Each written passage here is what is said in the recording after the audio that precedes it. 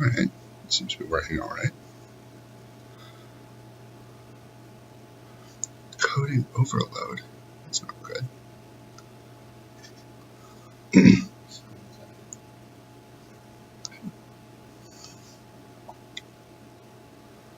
It's probably fine.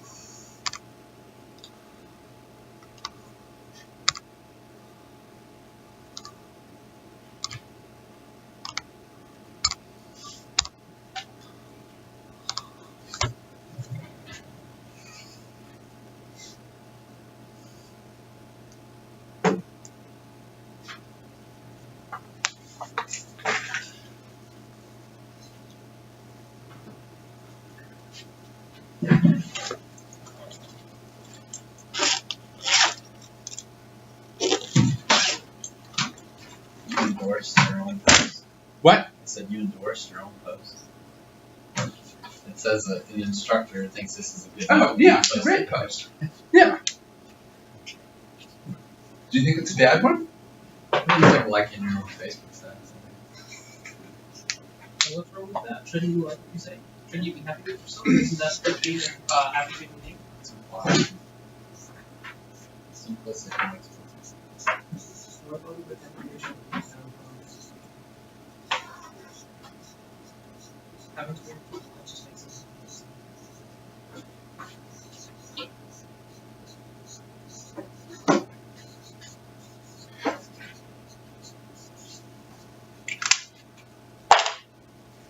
Full disclaimer, I have enough North Carolina as a two-party consent state, so now you consent. What? What? There you go. Now you know that you're being recorded. No, North Carolina's one part. Oh, well, there you go. Problem solved anyways. I put this up. It's definitely one part. Well, they did not as well. I think somebody would have to be particularly unhappy to try and get me in trouble for recording a review session. But there you go. There you go. We also recording on your computer. So. Yeah, that's the point. Is this the computer's recording stuff? So. Have you prepared? No, there were no questions that came in. So we have the study guide here, and I figure if there's a study guide, I have access to all the lecture slides, of course. So figure if there's no specific questions that come up, we just run through everything off the study guide at that point. Yeah, we don't. I was really hoping there would be questions because then that would be something to prepare from, but the only question that I got is a friend who I asked to test does the form work. Yes. So there we are.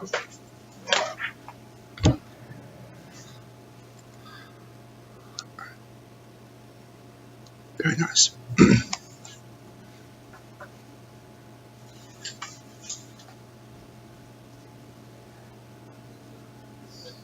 So you plug in PowerPoint, you plug in PowerPoint, you plug in your laptop. It's not critical. This just saves money.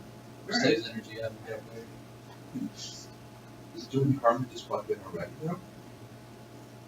Some straight I think that is what does the part the stage where that's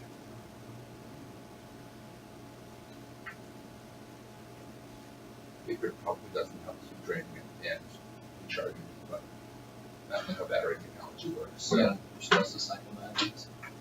It stays at full power. To be fair, the lifetime of the battery unit you do that is so much longer than the lifetime of the rest of the components of the laptop.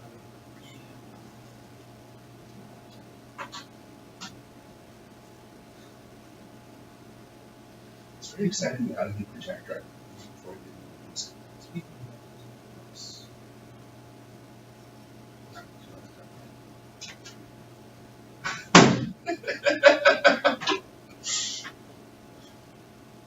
You shook it repeatedly, dropped it. percussive maintenance. What needed to be percussed? Let's see, if I turn it on immediately, it would instead of held me hostage for 20 seconds, when showing me slash folder icon, question mark inside of it. So it thinks your disk is going bad or it's coming loose. Disconnection, yeah. I just had it sent. I just got it sent back from Apple, who replaced like 3 different components, and it's still having a problem. Just do it yourself. Solve the problem. Huh? So just do it yourself. Well, I mean, I'm taking advantage of the warranty while it's still out there. Warranty overrated. You learn anything on YouTube. Our IT is free.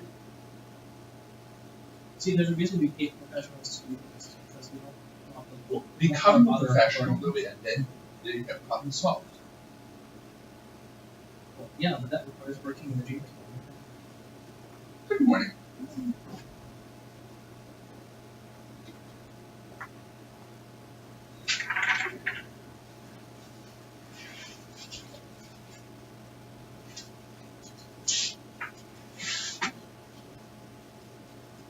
Good morning, Alex. How are you doing? Pretty good. I was hoping some of the other TAs would be very helpful. They won't be, but oh well. Trial by fire, if you will.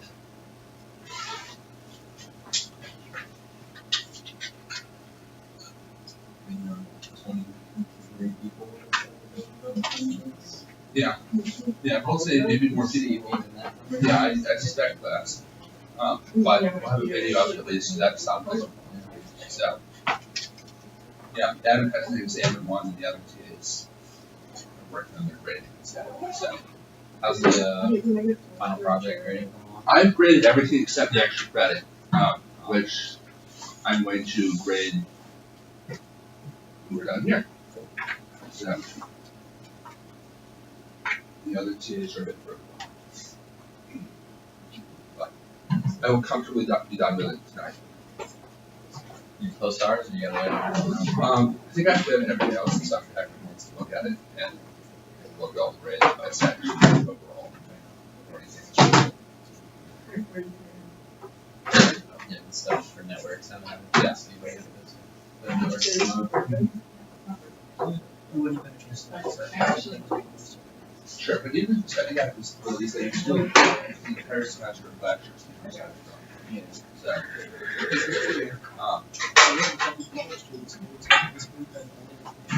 see, I have not gotten a single study guide this semester, so mostly the study. Yes, we don't title of Generally complicated, but we were just told you're expected to know everything we covered this semester. Well, yeah, but the difference is that there's concept pressing. Yes, that's true. It's probably fine. So should we get clean stuff done? Yeah, pretty much.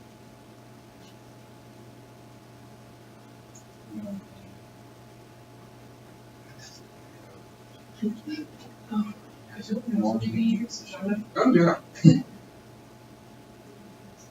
I have a friend who is heavily involved in coin mining. Nice. Yeah. So did he heat his house with it? Yeah, more than just that. But yeah, see, installed a Is that the guy in Durham? Chapel Hill, but There's a, I can't think of what website, someone wrote an article on Bitcoin mining, about a guy heating his house with it. And moving there. this is a friend from high school, and he got into it big time over the summer. He's own Yeah. Yeah. It's just like summer. It's Not already.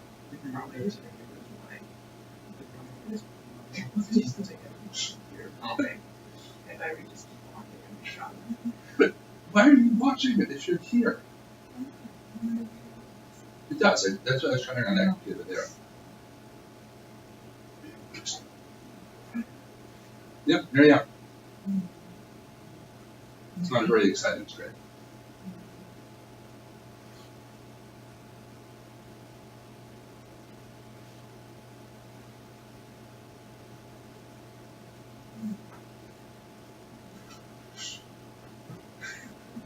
You look so excited, Alex. I'm very excited. Yeah, very cool.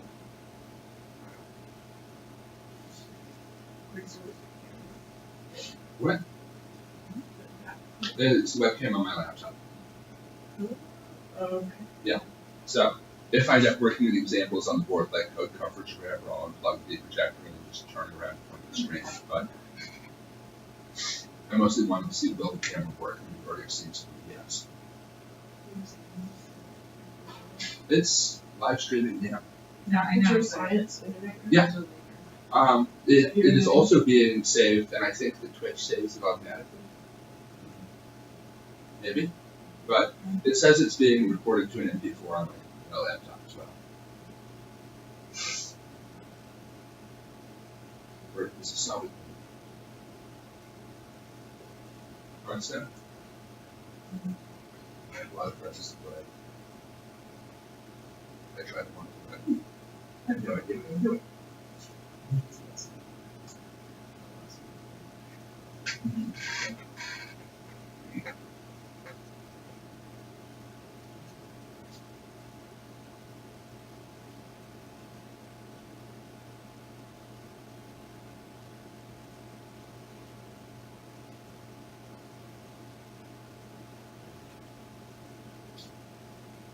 I think I now know your Twitch name.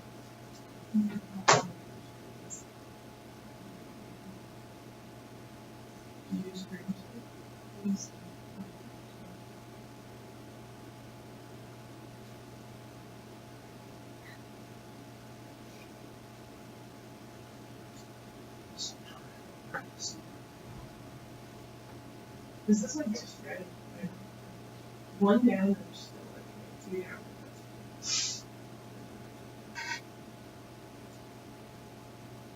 Sure. Yeah.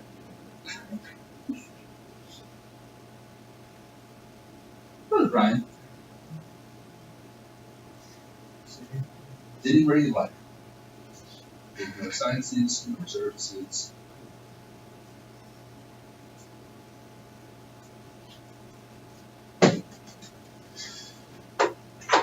Here's the 9th grade FDH group.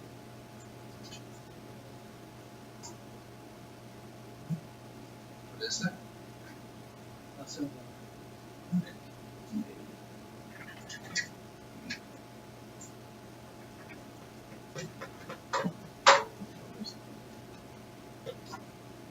See, it's pretty grand still. Yeah.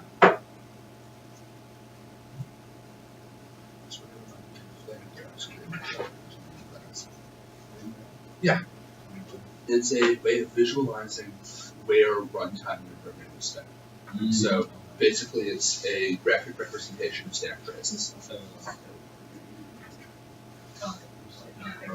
Yeah. Yeah, it does profile. It's pretty cool.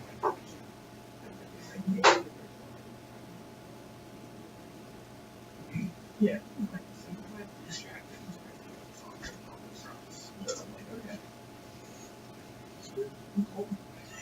How are you cool? It's colder here than it is on there. It's so boring. Maybe you should warm up the laptop a little bit. Turn the brightness up and it'll be full. So the extra vibrate will be never warm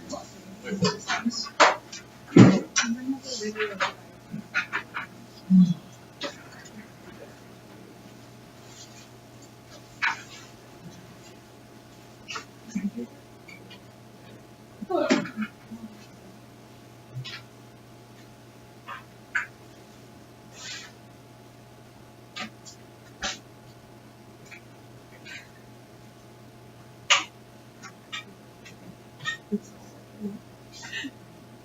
Let's get rid of the Alright, fair enough. Yeah, I'll Afraid of being noticed. increase the text size a little bit, but not so much. Oh.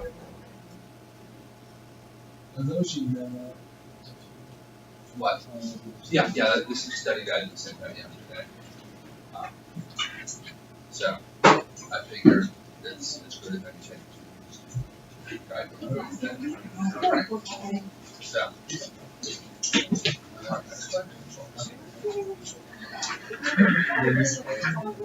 Definitely don't have a next step. So.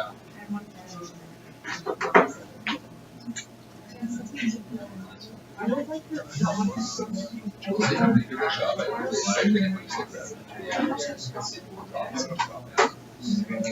It's just fine.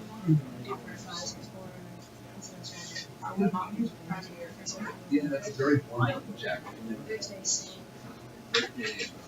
I was just on one of these videos, like, The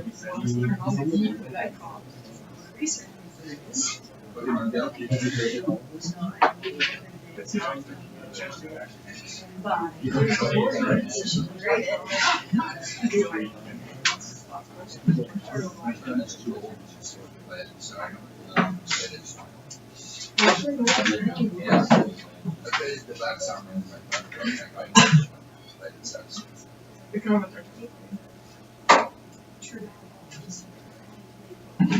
someone died so that's it's a you're better the characters were so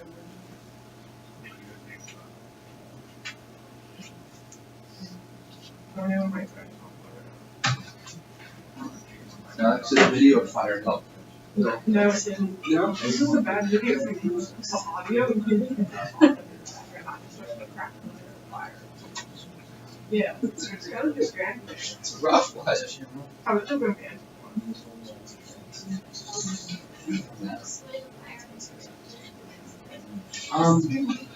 I think the examiner pending. What? I think the examiner put up a clock and then any corrections you have to make. Probably on 5. Yeah, I think a clock would help.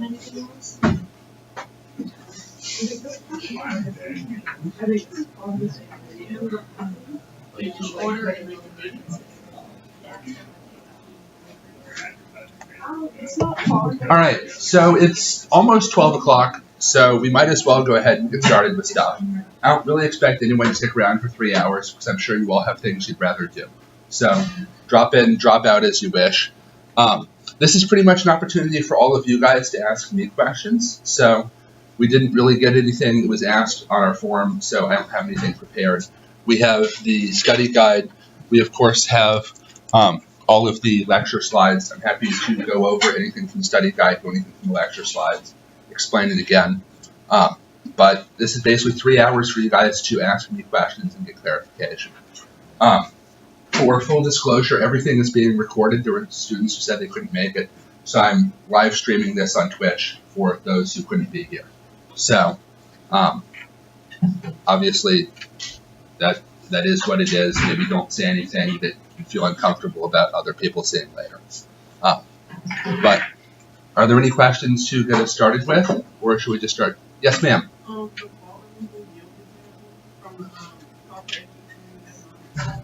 right, let's find those.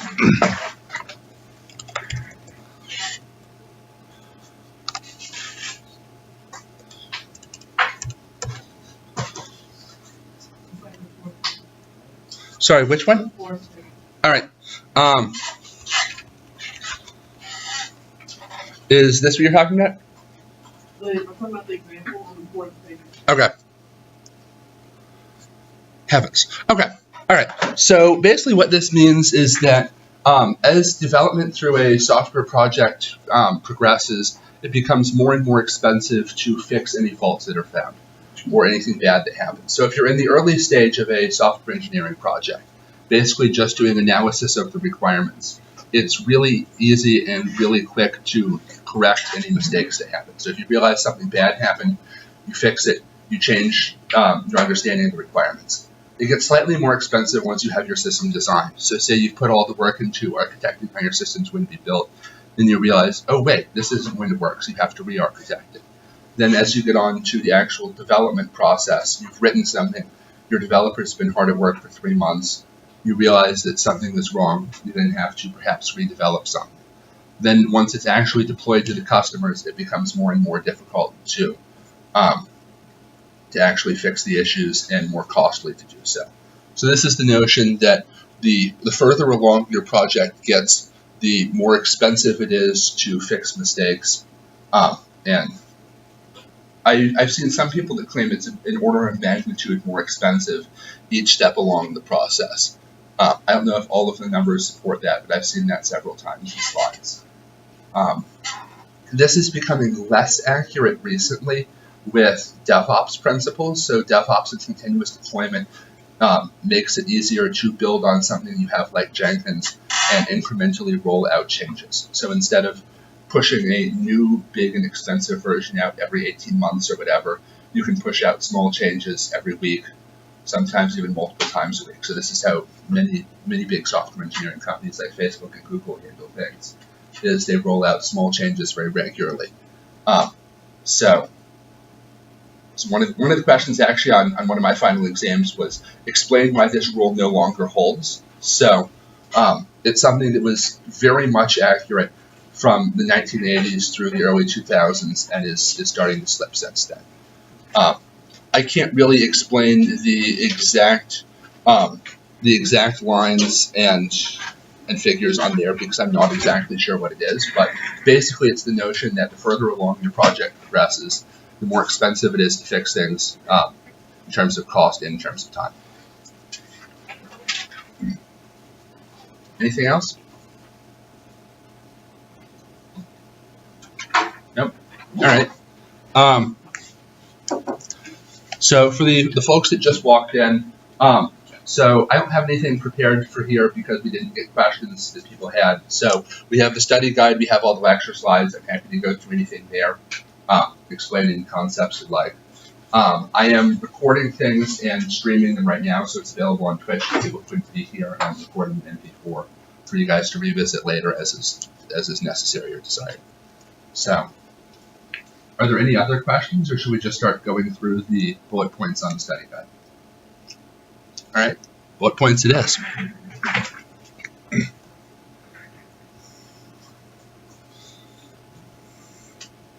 Okay, so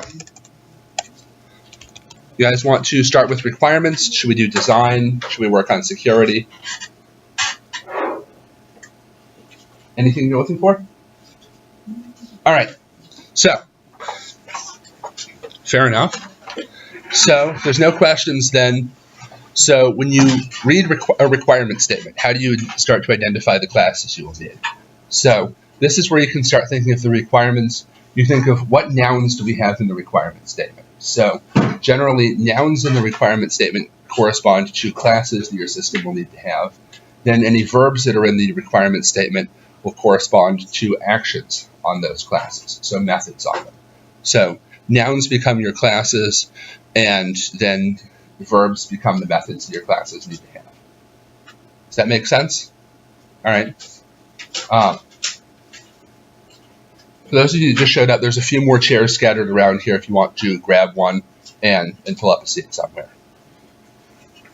So there weren't really any questions that were prepared, so I'm just going to sit up here and talk unless people have things they want answered. So that's the basics of how do you identify what there are. In terms of stakeholders in the system, this is multiple parties. So this would be the developers that are developing it, of course, the customers who will be using it. So this is the developers, the customer you're developing it for, any of their users, perhaps management as well. If you have an ops team, it can include those members too. So for functional and non-functional requirements. So functional requirements are of the type, the system must do this. The system must allow a user to log in and document an office visit.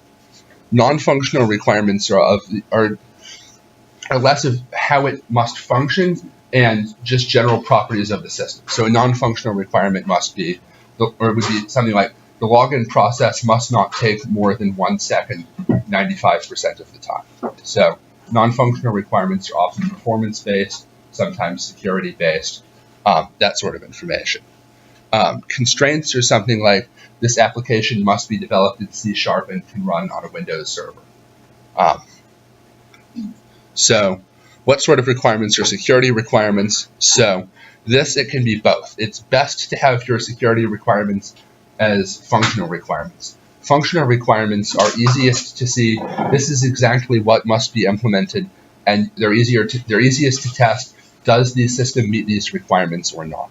So if possible, try to phrase your security requirements as functional requirements, so then you can more easily assess, are we done or not? However, it's possible to have non-functional security requirements, although the professor in my software security course this semester really hates them, so let's try not to do that. So identifying requirements as such, that's sort of like the examples I just gave, determine is this a functional, a non-functional, or a constraint. So acceptance scenarios is basically just what you guys did for the team project. We gave you requirements, you created use cases, and then you created scenarios that shows here's how a user will use this use case, and we can see if the system works or not. So use cases and user stories are two different ways of representing requirements for a system. So a use case is what you saw. It describes overall, here's what's being done here. Here's a path through the system. You're welcome to grab this chair or whatnot. So it describes here's how the system is used, subflows of it, error flows in terms of what happens when something bad occurs, and then can include the acceptance scenarios. User stories, by contrast, are more like the Cucumber feature files you write. So they're similar to a use case, but instead of the details of here's all the subflows, it's as some sort of user, here's what I wish to accomplish with the system, and maybe here's a little bit about how I will do so. So two similar but not identical ways of representing requirements. So requirements validation. This is how you make sure that your requirements work or not. So you come up with your requirements. You want to see, are they a reasonable way of representing the system? And do they correspond to what the user says that they need? So you create your requirements. Then here we have several bullet points that explain, are the requirements that the developers understand representative of what the stakeholders say they want? So your user says, I want a system that will do this. The developers will try and create use cases out of it so they have something to implement. But then after you have the use cases, you have to make sure, do these faithfully represent what the user says they need? So there's no point in engineering a project if you've created your use cases wrong and it's not actually what the user wants. So requirement, sir. What slides are those? This is the requirements engineering slides. All the slides are linked from the study guide. Yeah. So this is the one that says requirement validation. So yeah. The link doesn't work very well on paper, but Dr. Heckman did a wonderfully good job putting links to everything. I was actually very surprised and quite impressed about this. So yes, this is the process of making sure that the requirements that you create represent what the user says they want. So here's the several things you look for in the requirements. Do they represent what the client says they want? Are they complete? Does it represent everything the client said they want? Are they consistent? So do we have two places in the requirements that contradict each other, or is everything work together nicely? And then clarity. So is there only one reasonable way to interpret the requirements that you came up with? So you don't want a requirement that says something that is very vague and could be implemented or interpreted in multiple ways. The more precise you can make it, the easier it is to implement the system, and the easier it is to know when your system is implemented satisfactorily. Then you can also have several other types. So feasible. So is it reasonable to implement these requirements? Is it something the developers are capable of doing in the time that we have? Is it technologies that the developers know? Is it designs that they know? Traceability. So this is where the requirements are, you can trace each of the requirements you come up with to something that the customer says that they want the application to do. Understandable, this is just making sure that everyone can understand what the requirements are. Software engineers sometimes have a tendency to use words in the way that normal people do not understand. So this is making sure that the developers come up with requirements that they know, but that the requirements are something the customer can see and agree, yes, this is what we want. So non-prescriptive. So this is a description of what the system needs to do, but not how the developers will do it. So this means that your requirements will be like, the user can document an office visit, but it does not include, like, you will have an office visit class with these fields in it, and you will implement everything in Java running on a Tomcat server. That would be something you could put in your constraints, but this is just how is the system going to function. So again, the last the last 2 points we have consistent language. It's using the same word to mean the same thing throughout. Try and always use the same word when you mean the same thing, and try to make sure that when you use a word, it means the same thing throughout. This helps with the consistency of the requirements and ensuring that you actually understand what it is and what all parties are expecting. Testable. So this is making sure that you have something that can be tested. So throughout the project, throughout the projects we've done, I know that some people have had issues with testing certain things with Selenium. So this is ideally making sure that you have something that can be tested automatically. Maybe this will include using radio buttons instead of a drop-down list because it is easier to test. So concise. When in doubt, don't have requirements that run on forever if you can say the same thing more simply. And I believe that is all we have in terms of validating the requirements. So, all right. Anything else? Should we just keep going? All right. Keep going to this then. So requirements analysis and modeling. So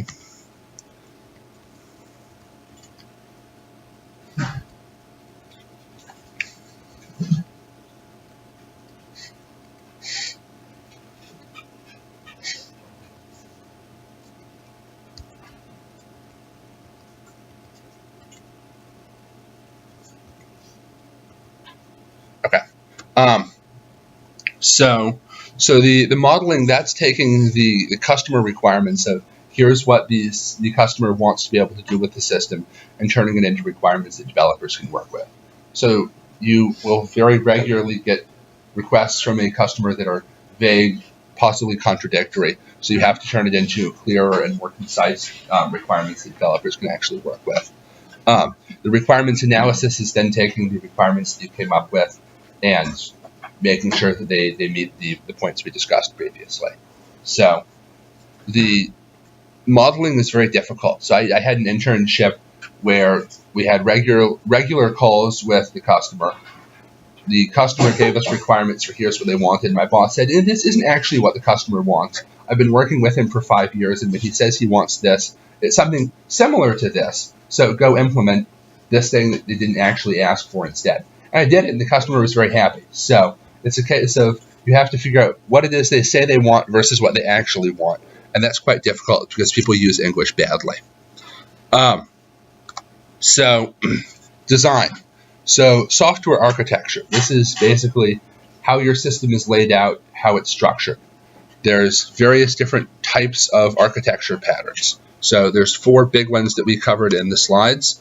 So the main ones we have are data-centered. This is something like the repository in Blackboard, call and return. This is what most of the languages you're familiar with. Java, C, C#, C++ fall into here. Data flow. This is something more like a batch script where you pass your data from one step to another in some sort of a pipeline model. Then event systems is something that is triggered either by internal or by external events. So those are the main 4. Of course, there's different strengths and weaknesses, and you can come up with specific examples of them. So the repository model, that would be something like YouTube or something, where you have a central data store that contains all of the data for your system. Clients interact with this. They can pull down the data that is being held there. They can upload new data, but it's envisioned as lots of clients working with a centralized repository. The advantage to this is that the data store, it's easy enough to perform security on it. You can back it up well enough. However, all of the different clients have to work with the common format that the data store provides. Of course, you have multiple different APIs to slightly get around this, but it's still a case of all of the clients have to work with the data store on its terms. And at some point, you are likely to hit a bottleneck with the central data store. Good infrastructure management can help with that, but it is still a limitation of the architecture pattern. So Blackboards is a more complicated architecture pattern. So this is where you do have something in the center that stores your data, but you have lots of different systems that also actively engage with it. So Blackboard's here. All right. So you have the various different knowledge sources that change the data here actively. They change it based on what the other ones do. It can be difficult to keep track, or it can be difficult to write one of these systems because you have to have all of the knowledge sources appropriately understand the state of things and what everything else is done. However, they can be very powerful. Here is one of the examples that we provided. Terrible coloring, though. Probably impossible to read for you guys. I'm sorry about that. So, as said, it requires complex infrastructure to handle. So this is one that you probably don't want to implement if you can find a simpler way to solve the same problem. So a few differences between them. So the repository, it's a pull model. So all of the data is stored in the centralized data store. Clients pull down data from the data store as necessary. All the videos are up on YouTube. If you want to watch something, you go retrieve it, or you go find it and then retrieve the video and pull it down to your computer to work on. The Blackboard, it's a push model instead. So each client pushes their new changes as they see appropriate based on the state and what everyone else is doing.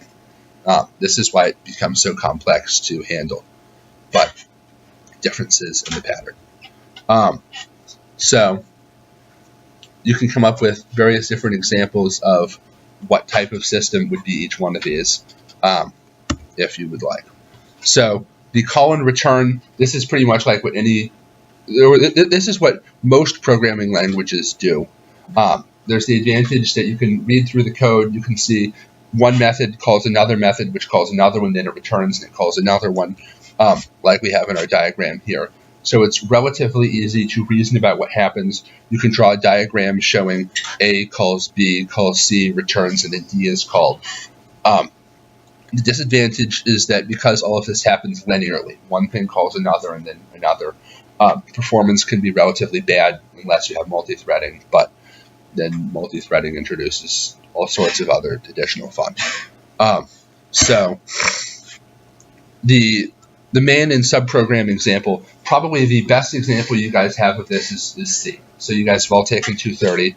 This is pretty much how C functions, where you have a function that calls another one, which calls another one, and then returns and progresses throughout. Similar, but not entirely the same, is OO programs. So you have a bunch of objects. The objects have methods on them. Some objects, their methods call methods on other objects. The control flow is determined by dynamic dispatch. So I don't know if you guys have been introduced to this term before, but basically the notion is that dynamic dispatch lets you call whatever the method is on whatever object you happen to get at runtime. So say you have an object that is declared as having a list type. So you know it's going to be some sort of list, but you don't know actually what it is. Then at runtime, so you have your list, and you call the .add method on it to add a new element to the list. Then whatever type of list you happen to have at runtime, be it a linked list or an array list, it then uses dynamic dispatch to call the appropriate add method based on the type. So all you know compiled time is that there's some list that has an add method on it. Then at runtime you see, okay, it's a linked list. We step to the very end of the list, then we append our element to the end. Or maybe it's an array list. So then we just figure out where we have the open slot in the list and stick this in instead. So dynamic dispatch lets you call whatever the method is on the actual type that you end up with at runtime. There's also double dispatch, which uses the parameter type of uses the type of the parameters that are passed into a method, but I think that's a bit more complicated than we need to get into right here. However, object-oriented programs can be a bit messy. It seems that it lost the second half of the slide. Oh, there it is. So the type hierarchy is often not as simple as we would like, but it is what it is. So the consequences of this or interfaces are reasonably well defined because you say this is what a list is, this is what all lists must be able to do. So you know that if you're working with a list, regardless of whether or not it's a linked list or an array list or a vector or something like that, it all has a common interface. However, if you change the list, maybe if you add a add sorted method to it, where an element then gets added into the appropriate position in the list, this will break all implementing types. Additionally, multi-threading introduces all sorts of issues. So I suspect you guys can go through the rest of those slides. Was there anyone else, or is there anyone that would like me to go through the rest of those slides, or should we move on with the next stuff? No thoughts at all? Okay. All right. Fair enough. So I think those are some of the more straightforward slides we have. So I guess we can proceed on with the next part of it then. So UML class diagrams. So this is something you guys are all familiar with from 1A and 2A of your project. So this is creating the diagrams that show here's what classes our system will have, here's how they will be structured together. So the 3 parts of your UML diagram is the name of the class, any fields the class has, and then any methods the class has. Only the name of it is mandatory, so you could have a class where it has the name, then maybe it'll have methods, maybe it'll have data fields. You only need to show the name, and then whichever other ones you think is important at the time. So as for the relationships in the UML class diagram, honestly, your best source for this is just Wikipedia, so they have some pretty good pictures that show here's various different class diagrams, how stuff is tied together. And it's probably better than what I can just draw out on the whiteboard for you right now. So the class diagrams here show what the different types of arrows are, examples of how you use each one when building simple systems, how the multiplicity works. I don't know if we have one of these on the exam or not. I haven't actually looked at it yet. But really, if you can just remember about what's on the screen right now, about the relationships and how stuff is tied together in multiplicity, that is as much as you'll need to know. So show the relationship between objects, simple inheritance, and multiplicity between objects. We don't expect you to know all of the types of UML diagrams here, but just that. And that's the wrong one, and that's also the wrong thing. Okay. So layered model. Right, we're supposed to be here instead. Okay. So Wikipedia is probably your best source of stuff for UML, or there's the class slides as well. I don't really want to run through an example because I would probably get it wrong, and that really doesn't do any of us any favors. So how do you use scenarios when drawing sequence diagrams? So a sequence diagram basically shows one thing, calls something else, or goes and retrieves data from it, and then it returns, and then it goes and interacts with something else and returns, and so on. So a sequence diagram shows the flow through your application and how the different objects interact. And this matches very nicely with your scenario. So a scenario says, I'm this user, I go do this, and then I do this, and I do this, and then a result happens. So you can easily enough map this to your sequence diagram. So a sequence diagram, typically up at the top, it'll have, here's all of the different classes that are involved in the system. Then flowing top to bottom, it'll have time, and then the arrows show the relationship between that. So we have a little bit about this also in the design slides, I believe. So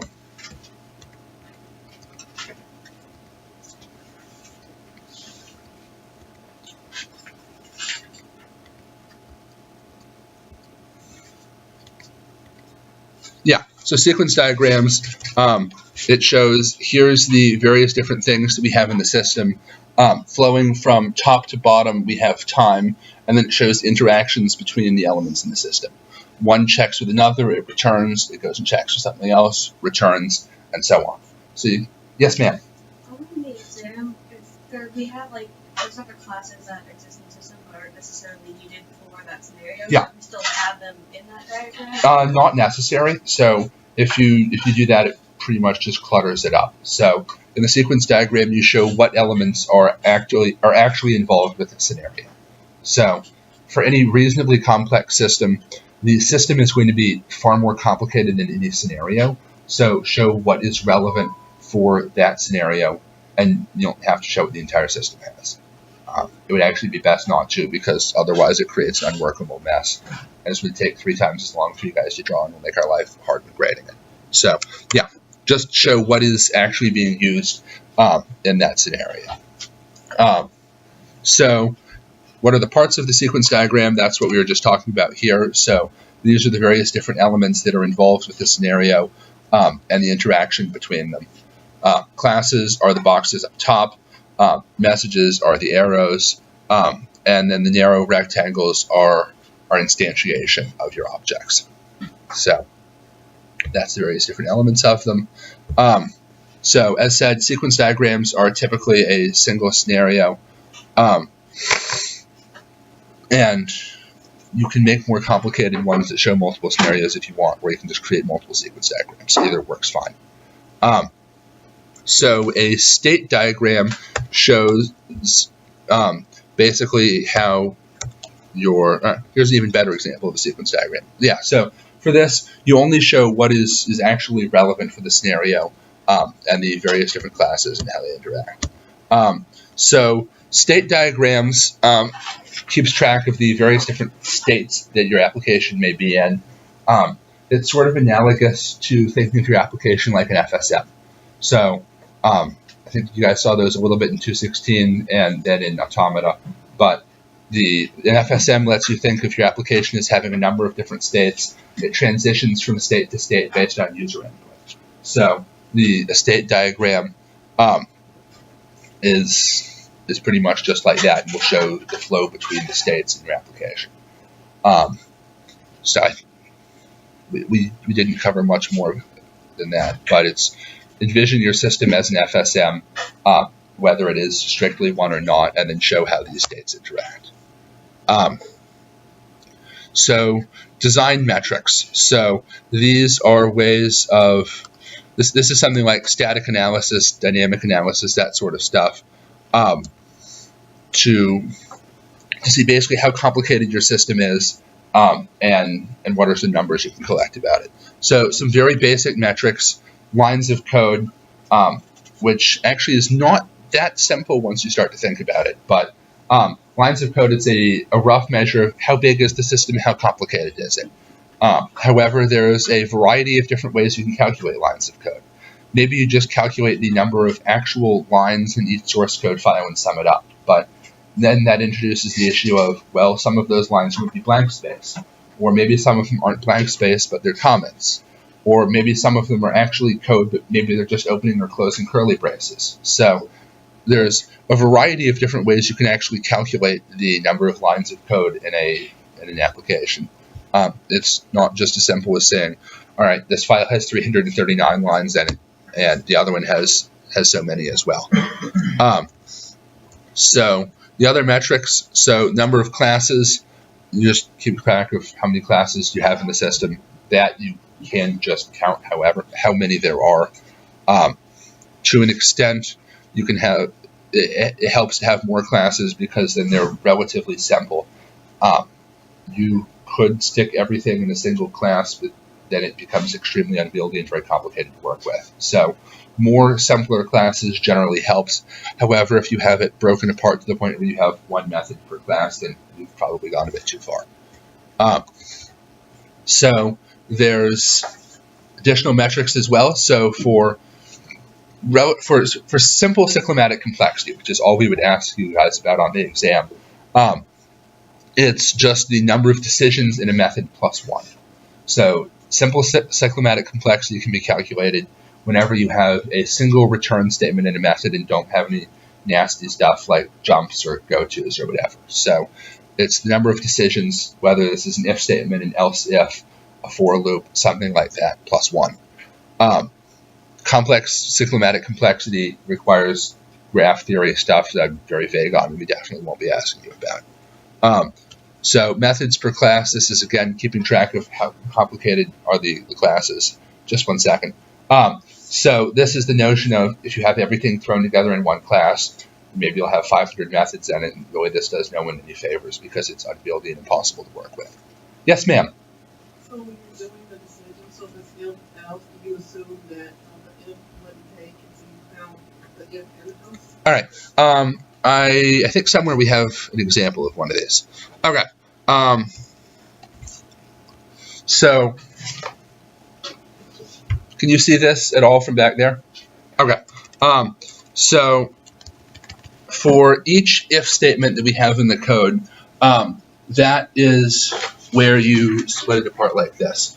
So an if statement, that's where you have a condition in the code. You have the true path, you have the false path. An else statement is not a decision or a condition, so that doesn't get broken apart like that. So an else is just an alternate way of visualizing the false path through a decision. So that doesn't create a separate node in it.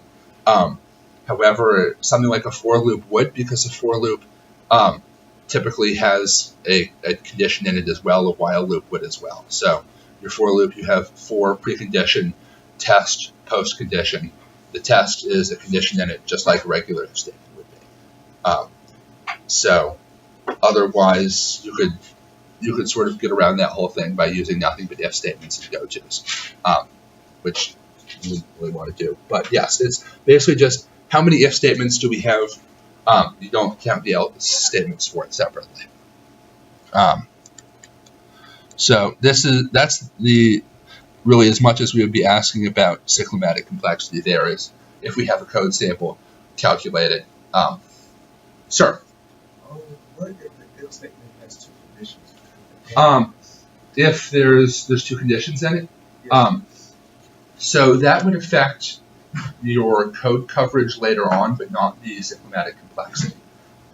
So as far as the cyclomatic complexity, so you're thinking if it's if A or B, so you're thinking something like that, right?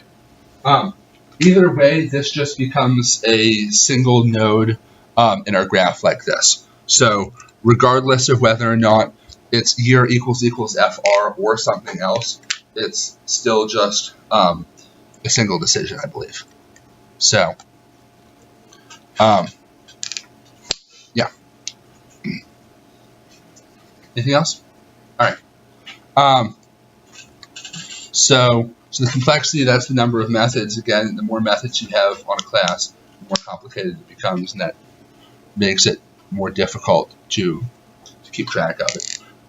However, generally having more smaller methods is preferable over fewer longer ones.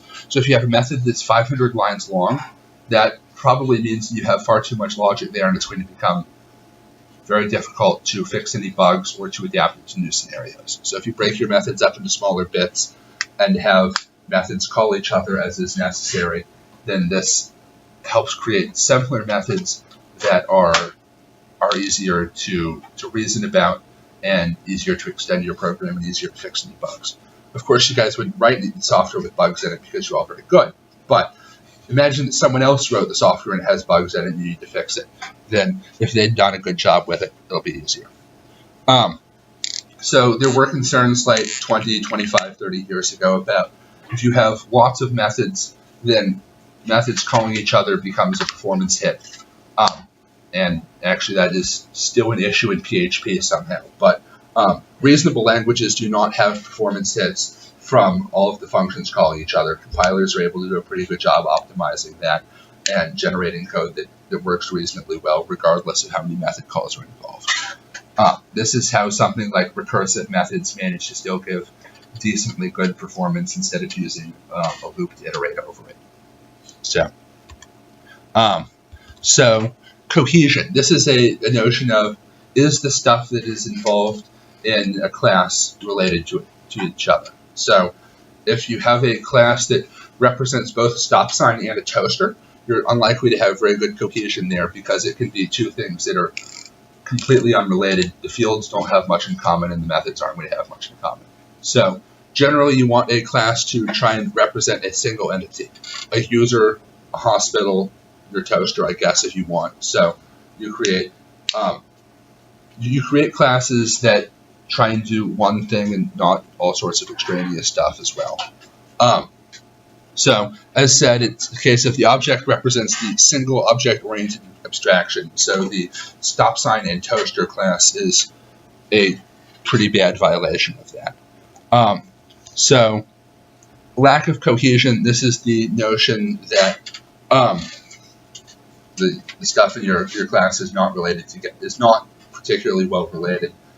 You can do calculations about, do these methods call each other in the class, do the fields interact with each other, and basically do statistical analysis about how related are the different components of it to see that the stop sign component of your class and the toaster component of your class is basically two different entities that have been jammed together and they don't interact.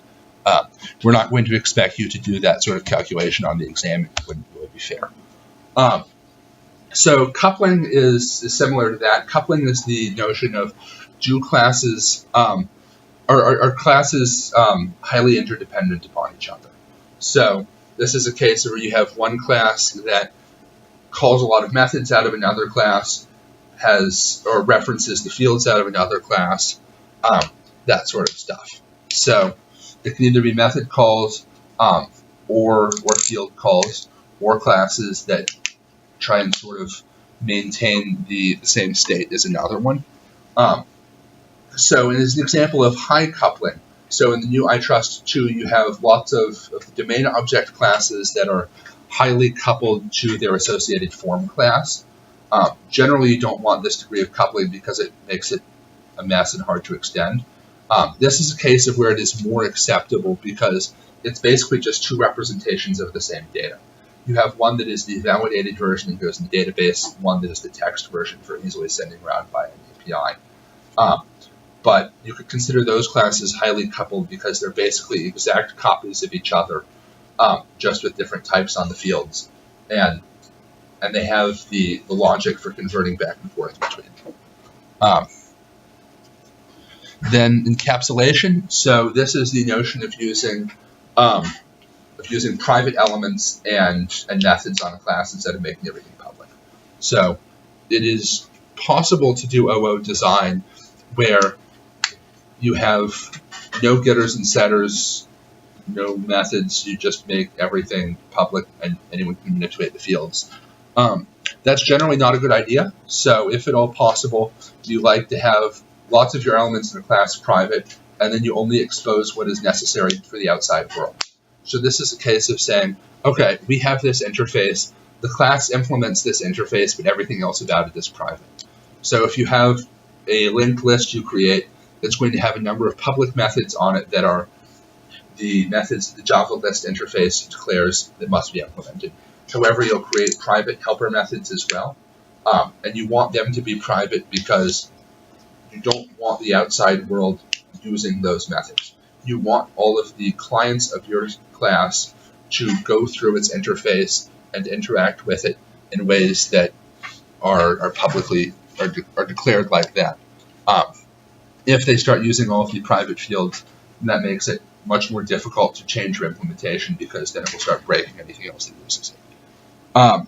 So the attribute hiding factor and method hiding factor is mostly just a quick calculation of, we have 15 methods, 3 of them are declared private, so 20% are invisible from other classes. Same thing with methods. It's the same calculation for both fields and methods. So inheritance, this is the notion of the number of subclasses a class has. So if you think of iTrust 2, the domain object class has quite a few direct descendants. So the domain object is the root of all of our database classes. Everything else inherits from domain object. Generally, you aren't going to have that many children inheriting from a class because, frankly, it's really hard to write a class that is able to be a common parent for that much. So here it's simple enough because they're all just data elements that get stuck in the database and have some sort of commonality as a result of that. But otherwise, it's, as the slides say, difficult to write these classes, difficult to test, difficult to modify them. If you're trying to make a class have all these children. The advantage, however, is that if you manage to make it work, then there's all sorts of reuse of the fields and the methods in it, which is very handy. So this table sort of shows here's the various different metrics you can collect and what values you want for them. I wouldn't try and just memorize all of the values because memorizing without understanding why sort of defeats the purpose. So I think the slides do a decent job explaining why for each factor you want it to be what it is. And I would try and be able to intuitively reason about, okay, we want a relatively low coupling factor for this reason, or relatively low lines of code for another reason. Sir? How is the test going to be asking us about this? Is it going to be saying, like, name a few metrics that we could apply to this code, or is it going to say, what do we want, assess this code based on these metrics? Honestly, I don't know. And if I did, I'm not sure I could tell you. So I would say that generally I'm trying to understand, I wouldn't necessarily try and focus on memorizing here's the 10 of them and how the 10 of them work, but if you can have a sense for here's how we can think about the complexity of your code and what is desirable about it, that's probably sufficient. So you wouldn't need to know specifically, all right, weighted methods per class or the method hiding factor or the attribute hiding factor. Just think that the larger an application is, it becomes more complicated. Here's what you can do in terms of lots of shorter methods versus a single long one. Here's what you can do in terms of a class that tries to be two completely unrelated things at once versus splitting into multiple classes, that sort of idea. So, does that make sense? Okay, very nice. So that's pretty much all we have for the OO design metrics. So the principles of secure design. So this is a way of creating something that is hopefully a more secure software system. It's not quite this simple, but there we go.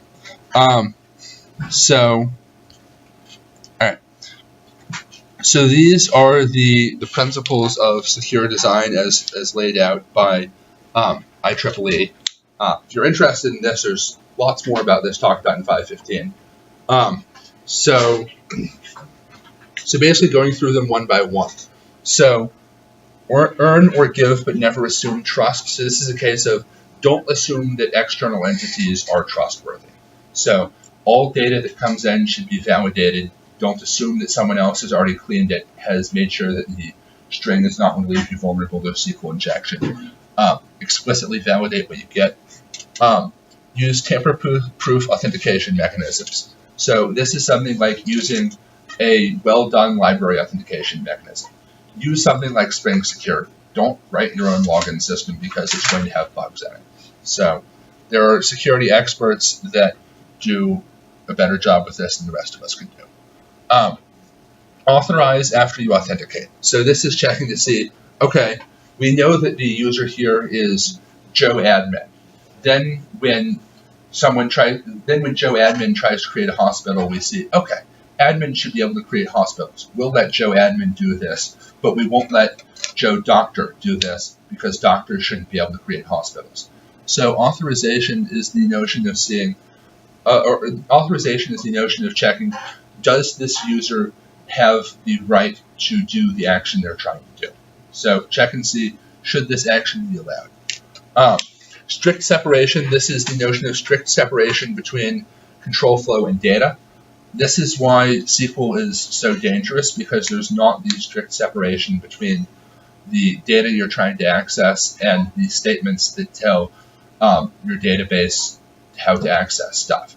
So this is also why dynamic languages like Ruby, where you can basically just execute an arbitrary string at runtime, are dangerous, because the string could be code, it could be data, it could be some combination thereof. If possible, split it out into types where you know exactly what's what, so there's not the possibility of something bad happening. Explicitly validate all data. This is make sure that everything you get gets validated, and there's no way for data to end up in an unvalidated format. So this is sort of the notion of what we're doing in iTrust 2, where we have the form classes that take everything as a string, and then the persistence classes where everything is converted to another type. So, but you validate the data, you make sure that it conforms to some rules that you expect before you save it. And this reduces the chance that malicious things can happen with it.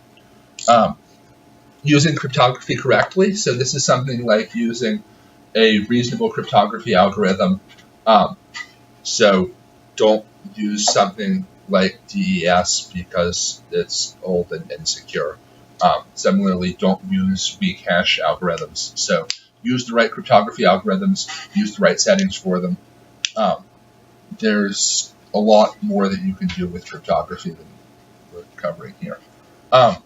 Identify and handle sensitive data. So this is recognizing what data in the system is considered sensitive, what data you don't want to have leaked out. So if your system stores payment information, something like credit card numbers would be sensitive data, you wouldn't want to store those in plain text in the database. Instead, you'd want to encrypt them or hash them, stick them in the database so that if it's compromised, you don't have your data lost. Always consider your users. So this is recognizing that many people are not very good with computers. So I suspect that most of us have done technical support for grandparents or whatnot, and you see how they use the computer, and it's not pretty. So if you can have your system so that it is secure by default, that is always better than the alternative. Understanding the attack surface. So this is the notion of recognizing what are the inputs and outputs to your system. So an attack surface is basically a function of here's the inputs and outputs to the system and the data validation we perform upon it. So if you can keep track of here's how we retrieve data to a user, here's how data is displayed, then that helps you envision the attack surface to see ways that people could try and compromise it. Design flexible systems. So this is the notion of you want to have a system that is modular, such that you can upgrade components if possible, swap things out, disable things that are compromised. So security vulnerabilities will happen. There will be breaches. Components will be discovered to be insecure. You want your system to be flexible enough that you can replace an insecure component with another one that is secure and does largely the same thing. I could keep talking about this forever since this is basically what we did in 515 all semester, but this is probably enough information about each one for the purpose of this exam. So what are vulnerabilities that should be investigated? So not sure actually where she's going with this one right here. All right.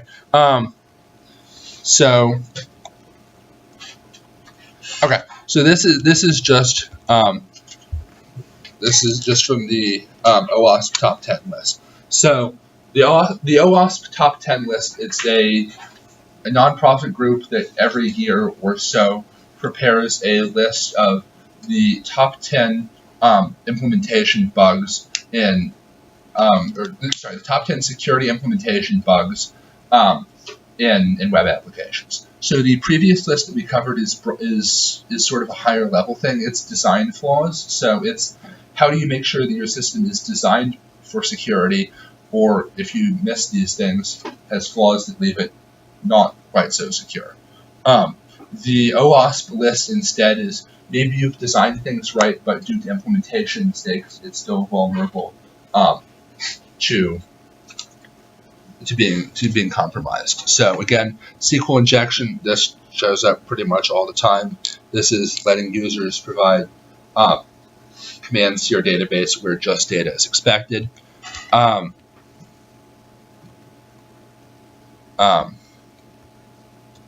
right, cross-site scripting. So this is letting users enter in code in a text box that is actually perhaps malicious JavaScript. So it's actually a lot of fun to just go and find text boxes and see, can you stick it in JavaScript and get it to be executed? And the answer is in many cases yes. The old version of iTrust, we actually did an activity in lecture one day that was stick in arbitrary bits of JavaScript and PHP code in the text boxes and see what happens.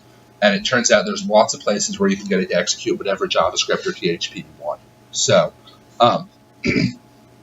make sure that the text that is provided, you do some sort of sanitation on it, remove the ability to execute the JavaScript code. This can happen by replacing characters that JavaScript uses with the associated values so that it's no longer actually executable.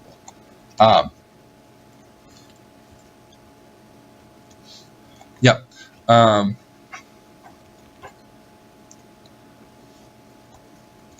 right. And threat modeling diagrams are something we definitely won't ask you to do because, again, way past the scope of this. So, again, that's more than what we're doing. Okay. Yeah, and there's lots of security courses if you're interested in it. Okay. Design patterns. So the strategy pattern. The strategy pattern is the notion that you have a number of similar algorithms and you want to encapsulate them and be able to change between them. So probably the simplest example in the way of thinking about this, suppose you have some sort of collection, you want it to be sortable, where you have some sort of collection, you want it to be sorted, but you don't want to hard code which sorting algorithm you're going to be using. So there's some sorting algorithms that do comparatively better if your data is already largely sorted or largely unsorted. So, so merge sort is something that actually works very badly if your data is nearly in order. However, it does a pretty good job if your data is nearly random. So if you have your collection of data, you can then decide at runtime based on what characteristics the user knows about it. So you say, here is a sorter that will be provided. You can use quick sort if it's appropriate for the data, merge sort if it's appropriate for the data, but it's basically saying, here's some sorting algorithm, you pass it a collection, out comes a sorted version of it. And the strategy pattern lets you change the exact implementation that you use at runtime based on what you have. So the state and strategy patterns are relatively similar. The difference is that the strategy pattern is for algorithms and the state pattern is for data. So the strategy pattern describes we're going to have a different sorting algorithm that we use at runtime. The state pattern is similar to that of your program moves between states and is in a specified state. However, this works with the data you have instead of the algorithm that operates upon it. So the observer pattern. So the observer pattern is used when you have some sort of data that you want to be observable by other entities. And the advantage of this is by defining an observer interface and an observable interface, it makes it easy to register new observers. So for the observer pattern, if you have something that changes state, you have a variety of other different objects that you want to be notified that the state has changed. So perhaps you have some sort of data set and you have various different ways of representing the data. Maybe you want to make line charts, bar charts, whatever. So then what you can do is if you register your different types of displays with it, then whenever an update happens to the data, it then notifies all of the different display things. There's new data here, go redraw yourselves. So yeah, I think that's pretty much the example we have right here, is then whenever something changes, the data provider notifies everything else. There's new stuff here, go figure yourself out with it. And I believe, yeah, we have an example of here's how you do a class diagram for it. So the subject is what is being observed here. So This is whatever you want to be observed. This is whatever is doing the observing here. So you have your subject interface, then your data provider will implement the subject interface. The observer interface is, here's something that can do an observing of the data. You'll have various different things that implement the observer interface. You'll have your bar chart, you'll maybe have your table, you'll have your pie chart or whatever. And then whenever the subject updates, it notifies all of the observers that something has changed here and you should go update yourself. All right, so the composite pattern. The composite pattern basically says we have one object that is composed of all sorts of different objects. So you guys have actually pretty good experience with this already from iTrust too. So depending on how you've done your implementation for things, you may have an office visit that has a prescription associated with it. It has a patient object associated with it. It has a user object that's the HCP associated with it, a hospital object associated with it. This is just saying objects can have fields in them that are also other objects.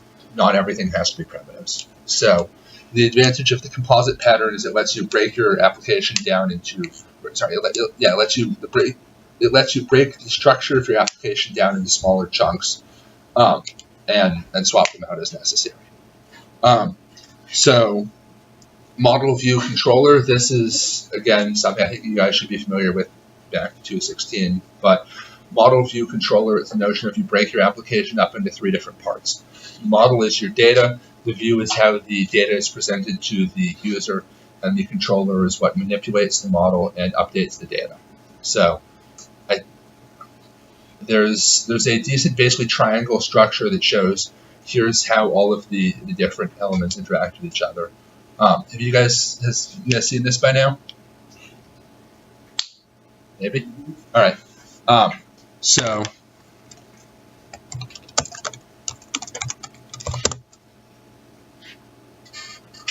yeah, there we go. So this shows here's how the MVC works. So the model updates the view as there's new data. The controller manipulates the data that is in the model. The user sees what is in the view and uses the controller to perform the manipulation stuff. So the MVC pattern is one that is very versatile and it is used widespread across a variety of different applications. So again, this is something that we're using in iTrust 2 as well. So if we take iTrust 2 and think about it in terms of the MVC pattern, the model is going to be our domain objects that get saved in the database. The controller is the API controllers, whatever JavaScript you have. And then the view is the HTML that you create that takes the data, formats it, displays it back to the user. So MVC can be applied to pretty much anything. And you can integrate the strategy, observer, and composite patterns with it neatly as well. So it just depends on how you want to display the data back. So given a description of the design patterns, determine which one is described. I think that ought to be relatively straightforward if you understand the design patterns. We have these laid out in the slides. Of course, we just talked about them a little bit here. And there's actually some very good video tutorials as well. So if you guys are interested,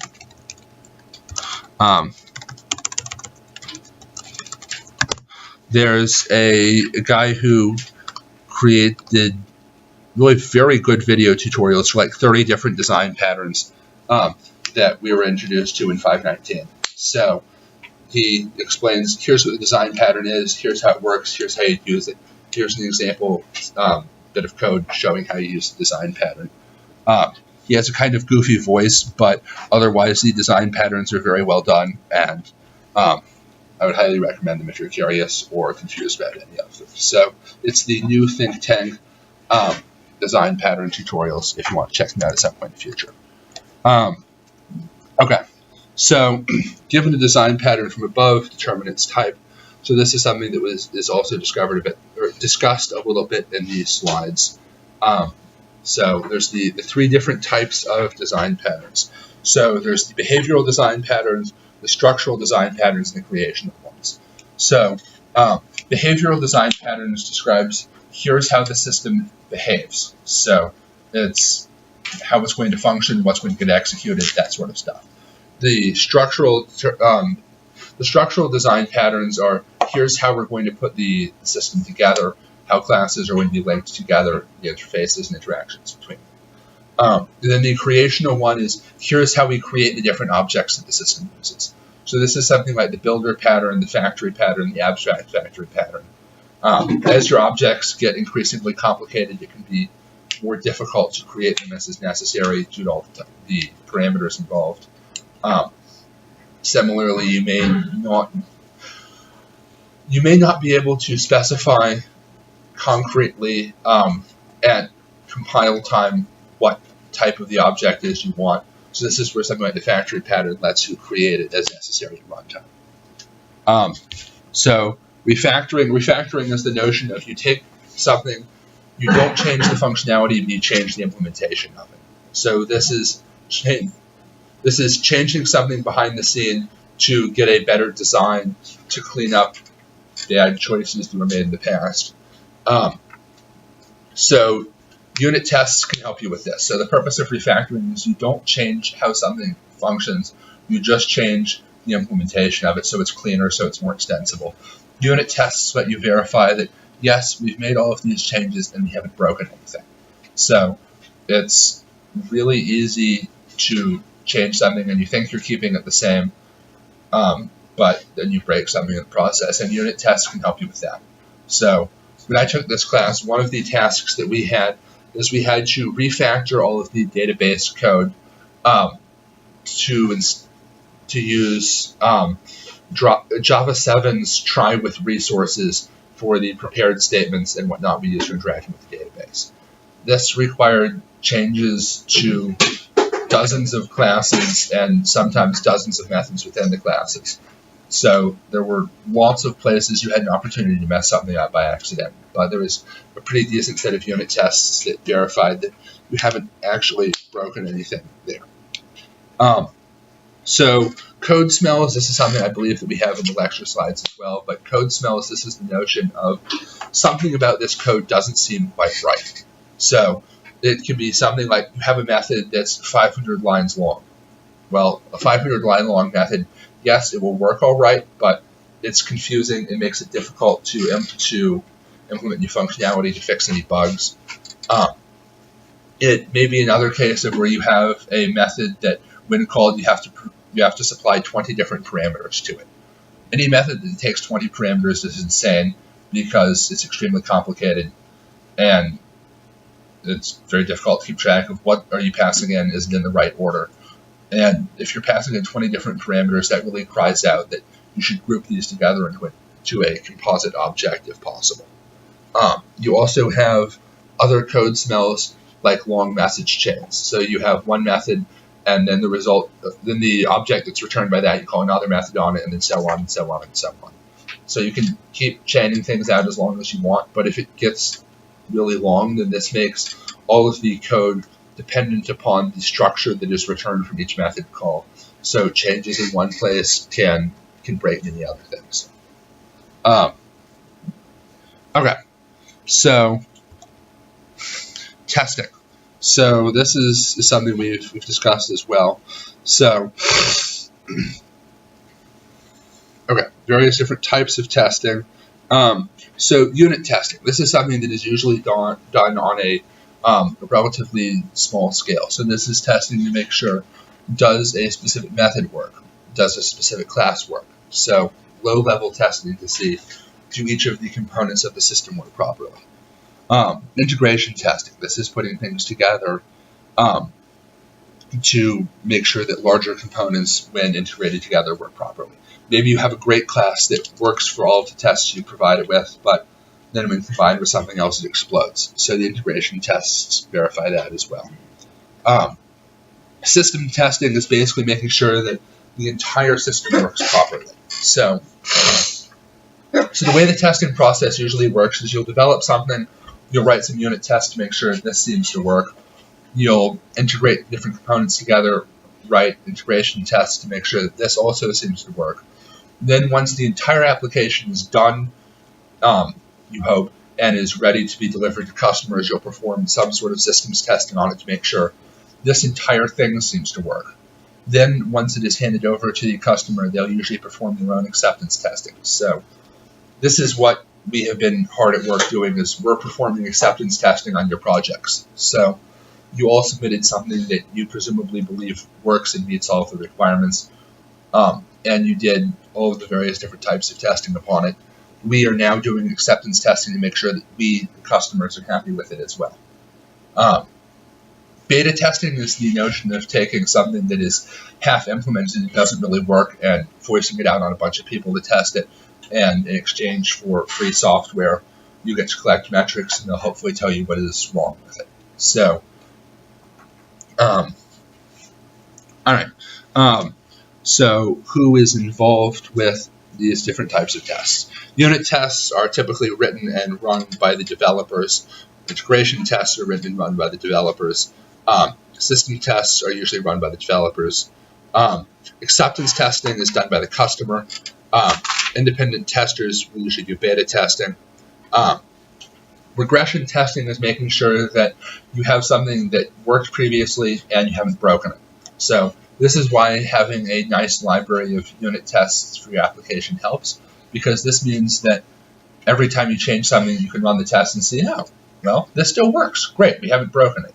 So regressions testing is verifying that something that previously worked still works. So the difference between a fault and a failure. So this is something it's basically a three-stage process. So a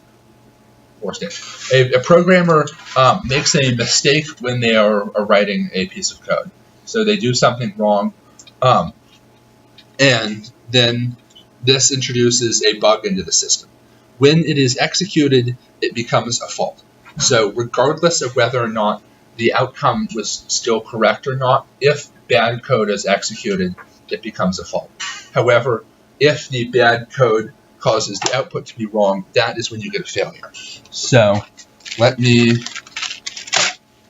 try and draw an example of this, because it's sort of nitpicky terms.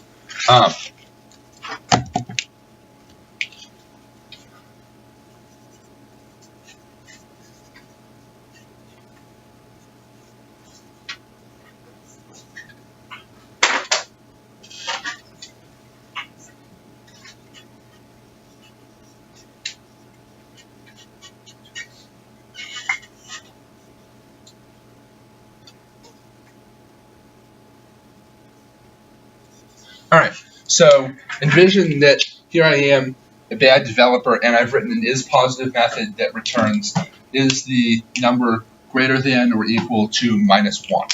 So obviously this is not the right way of checking is something positive or not, but here I am, an incompetent developer, so here's what I've written. So at this point, I made a mistake while programming. We have a fault in our application.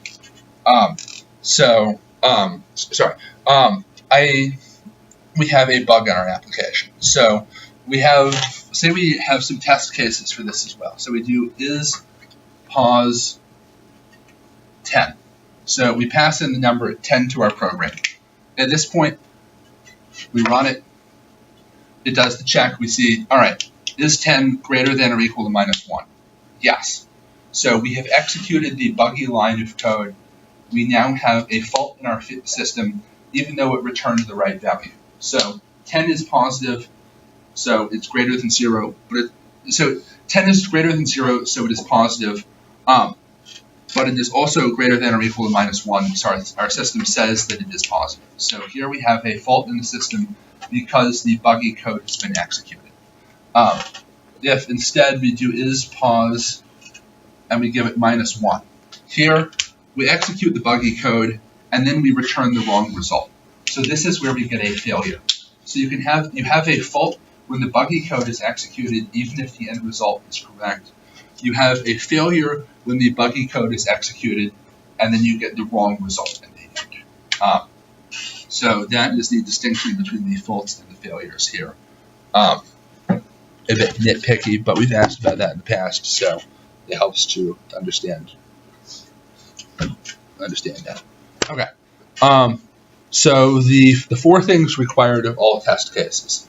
So this is something you guys are hopefully familiar with from the black box test plans introduced at least in 216 that we've continued on here.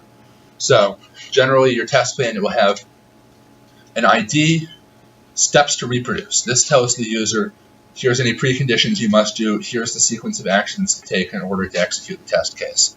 The third thing you have is the expected output. What should happen when you run the test? This is important because you can have multiple different things that go wrong with the test, and you want to make sure that the user knows what they should see so they can tell if it actually worked or not.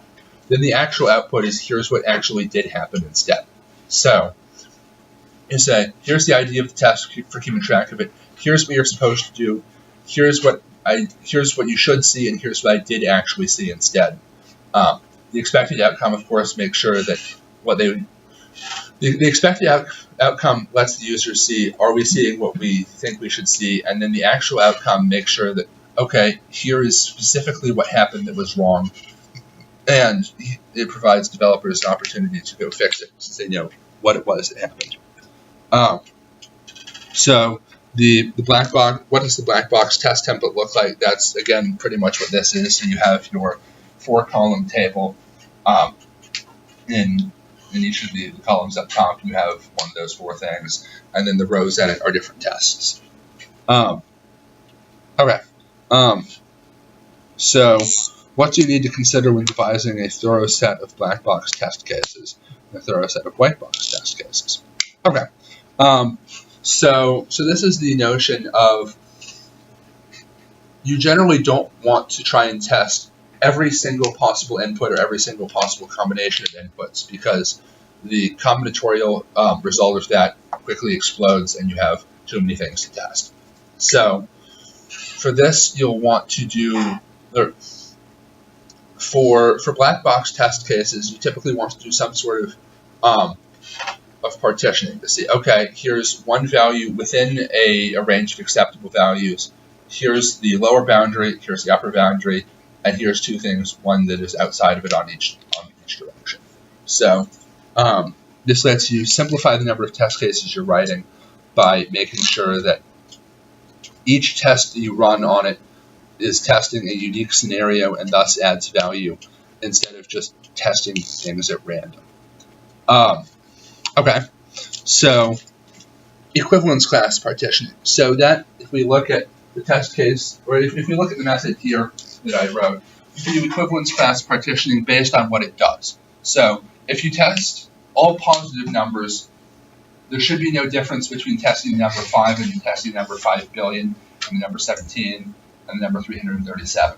So you test one value in each equivalence class, you test the boundary values, and you don't need to keep testing all of the other ones. Okay.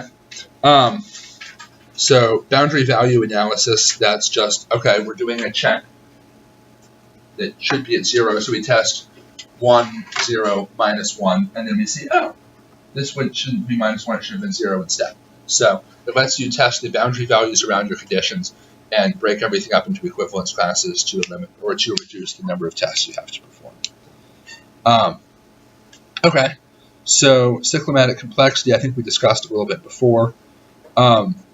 So the terms driver, basis set, and oracle, that's something I think you can get a better definition out of the slides, and I could just spew out for you right now. Okay, so how to draw a control flow graph. So a control flow graph is basically a case of taking all of the branches that are in your code and turning it into a nice diagram. So if we take this, if we have if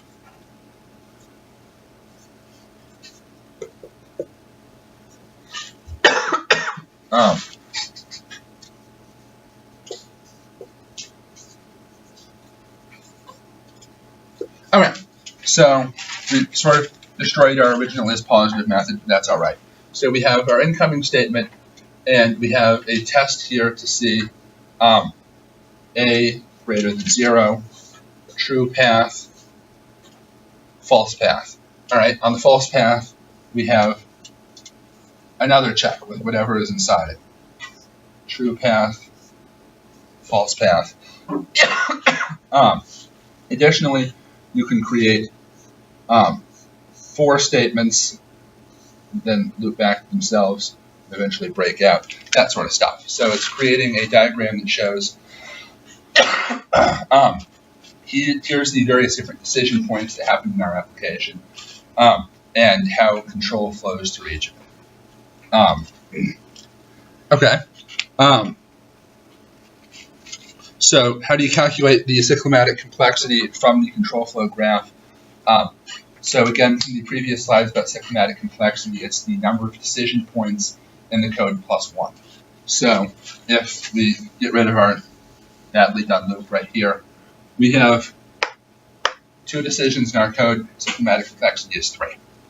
If you have the for loop, you have 3 and then 4. So you can reason about this either from the source code itself or from the graph because they're roughly analogous. So if we look at our source code, you see we have one right here, another one right here, 1 plus 1, 2 of those, add 1 to the cyclomatic complexity 3. Here we see we have the same 2 decisions, cyclomatic complexity is 3.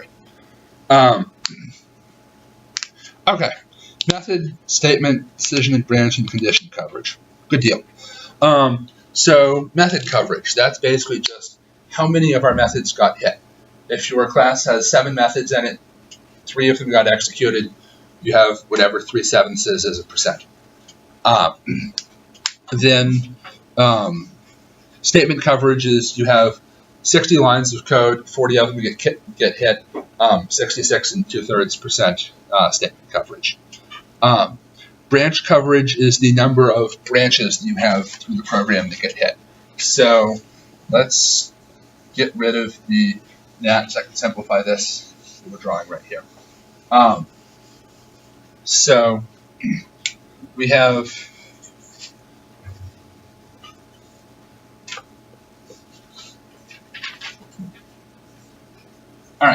we have a single test case we call the isPositive function with the value of 10. 10 gets passed in, we hit the check right here. This evaluates to true. So we cover the true branch of the if statement. We never cover the false branch of the if statement. So we have 50% branch coverage because one of the 2 branches got covered. If we wanted to get 100% branch coverage, we could do something like isPositive and pass in -10. Then this gets the false branch of it, which would get right here. So there we go. That's now 100% branch coverage. Condition coverage is something that is more applicable if you have compound if statements. So condition coverage checks to see are each of the conditions in one of your statements, do your tests evaluate them to both true and false? So for this, if we have, let me write it a little bit. All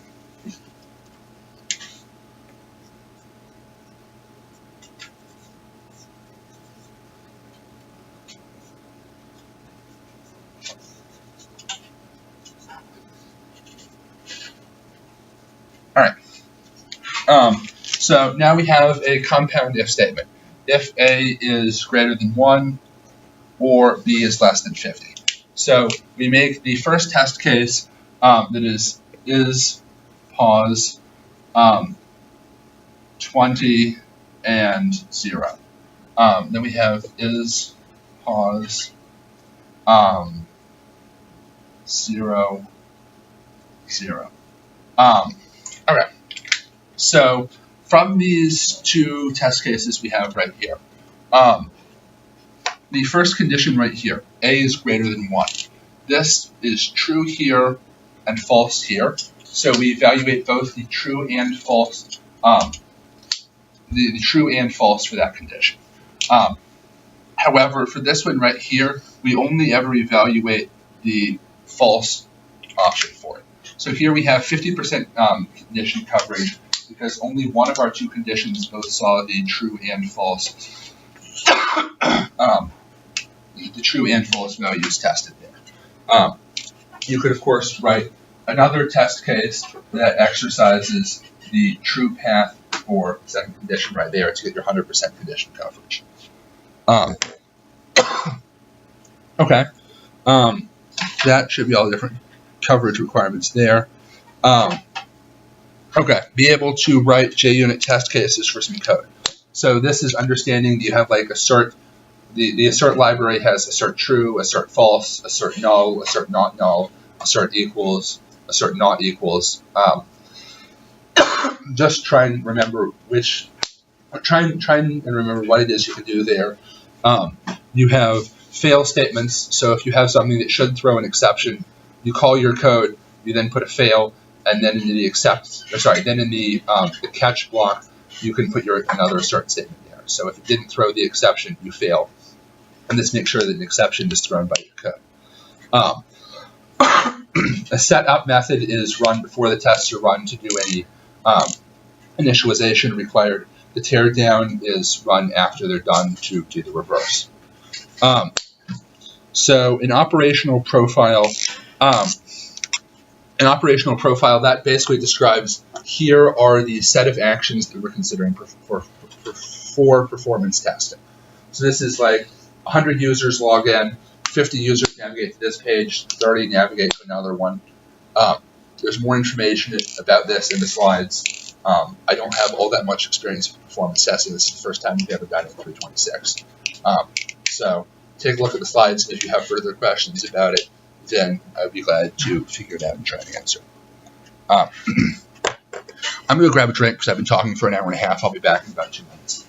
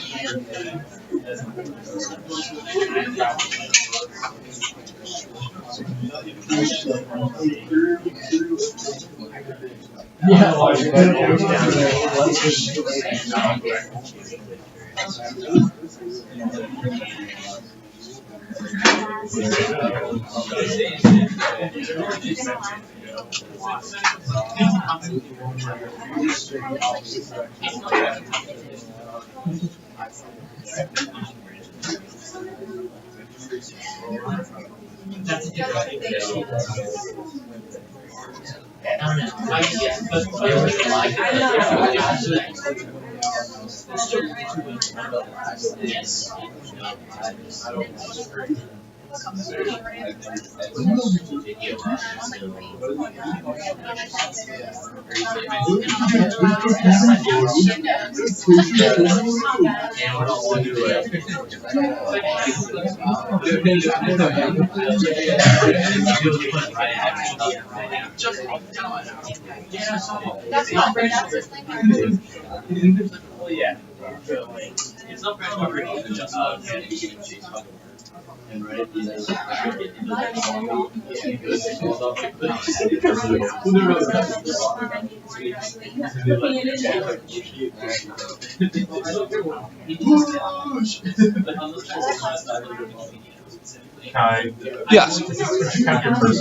Yeah.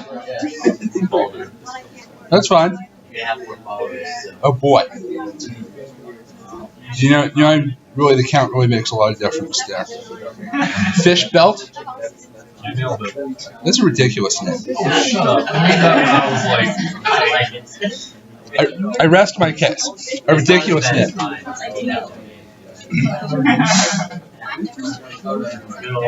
don't want to change the username, but everyone's telling us it's there. All right. So I guess I'm ready to keep talking for another hour and a half, so we can get started again.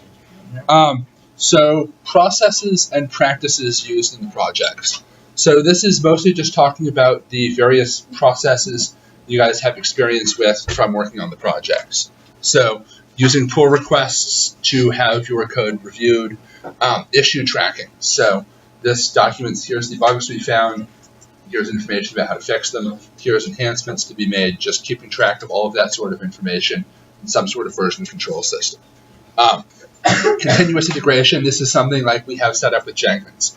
So setting up a system that will automatically take your code, compile it, package it up, run tests on it, give you reports about what passed and what did not. So this is, again, more about the automated unit integration systems tests and other metrics. So this has lots of advantages because it lets you see that, yes, your code compiles, yes, you can run the tests on it, the tests pass, new changes that have made haven't broken anything too badly, your code coverage is still reasonable. Okay, so the differences in story points, ideal time, and elapsed time. So story points are something that vaguely correspond to the hours you want to spend on a project. What I've typically seen is that you'll do about 8 story points worth of work for a project in a week, and then you estimate the difficulty of tasks relative to that. Then the ideal time in days is here's how long we hopefully think that here's how long we think this project is going to take. We think it'll take 3 days to work on. Then the elapsed time, I believe, is here's how long it actually took. So estimates, or justify the estimates. So this is some sort of notion of thinking, why do we think that this thing is going to take how long that it will? So maybe you have a really high estimate. You have to go write some complicated thing using Angular. You think this is going to take a while because we don't know how JavaScript works, and testing it is difficult. So maybe you presume that that will take a while to be quick. That will take a long time as you have to learn all the new technologies for it. Then perhaps you have another task that is something you're very comfortable with. Maybe if you've done a lot of database work before, then writing a new one of the domain objects for storing a class is going to be really quick. If you did the database work for your project, maybe you can get one of those done in 20 or 30 minutes. So it's thinking about here's both how big the task is and the relevant experience you have, how much you'll have to go out and learn. So the roles in software inspection, this is something that the slides cover a bit better than I think I can, but it's basically talking about something like the team lead, development lead, QA lead, various different positions that need to, various different positions you'll want to have in a development process.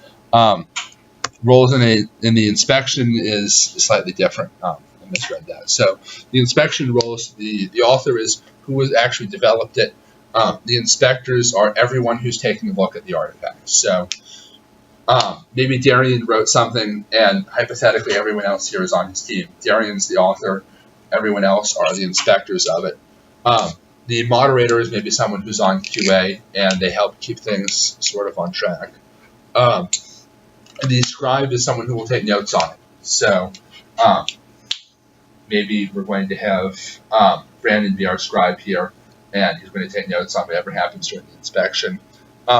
Sometimes you will have the author of the artifact explain, here's what's going on. Sometimes you'll have someone different. Maybe Sophie will be our reader instead and will explain, here's what Darian did when developing this. Everyone will discuss it. Brandon will take notes on it.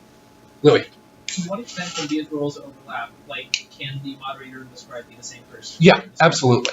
So if you have a relatively small team, then you don't necessarily need to have all of the roles as different people. So you can do code inspections with 2 people. I've never seen a 2-person code inspection even attempt to have all of these roles. But if you only have 3 or 4 people, then yes, it is absolutely possible to have multiple people that do multiple different roles. Generally, you wouldn't want to have like the author also be the moderator or something, because generally whoever provided, or generally whoever wrote the artifact that is being inspected is not going to take on the other roles that are involved. So individual review, this is the notion of you have your code review, but before you show up to it, everyone actually takes a look at the code or whatever else you're inspecting. So this way you don't show up and spend 2 hours with no one who has no idea what's going on. So you do some sort of preparation, you're then prepared, and hopefully it goes better as a result.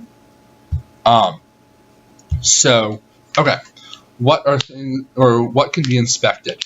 So there's a variety of things you can inspect. You can, of course, inspect the actual code that gets written. You can also inspect requirements, use cases, user stories. You can inspect test plans.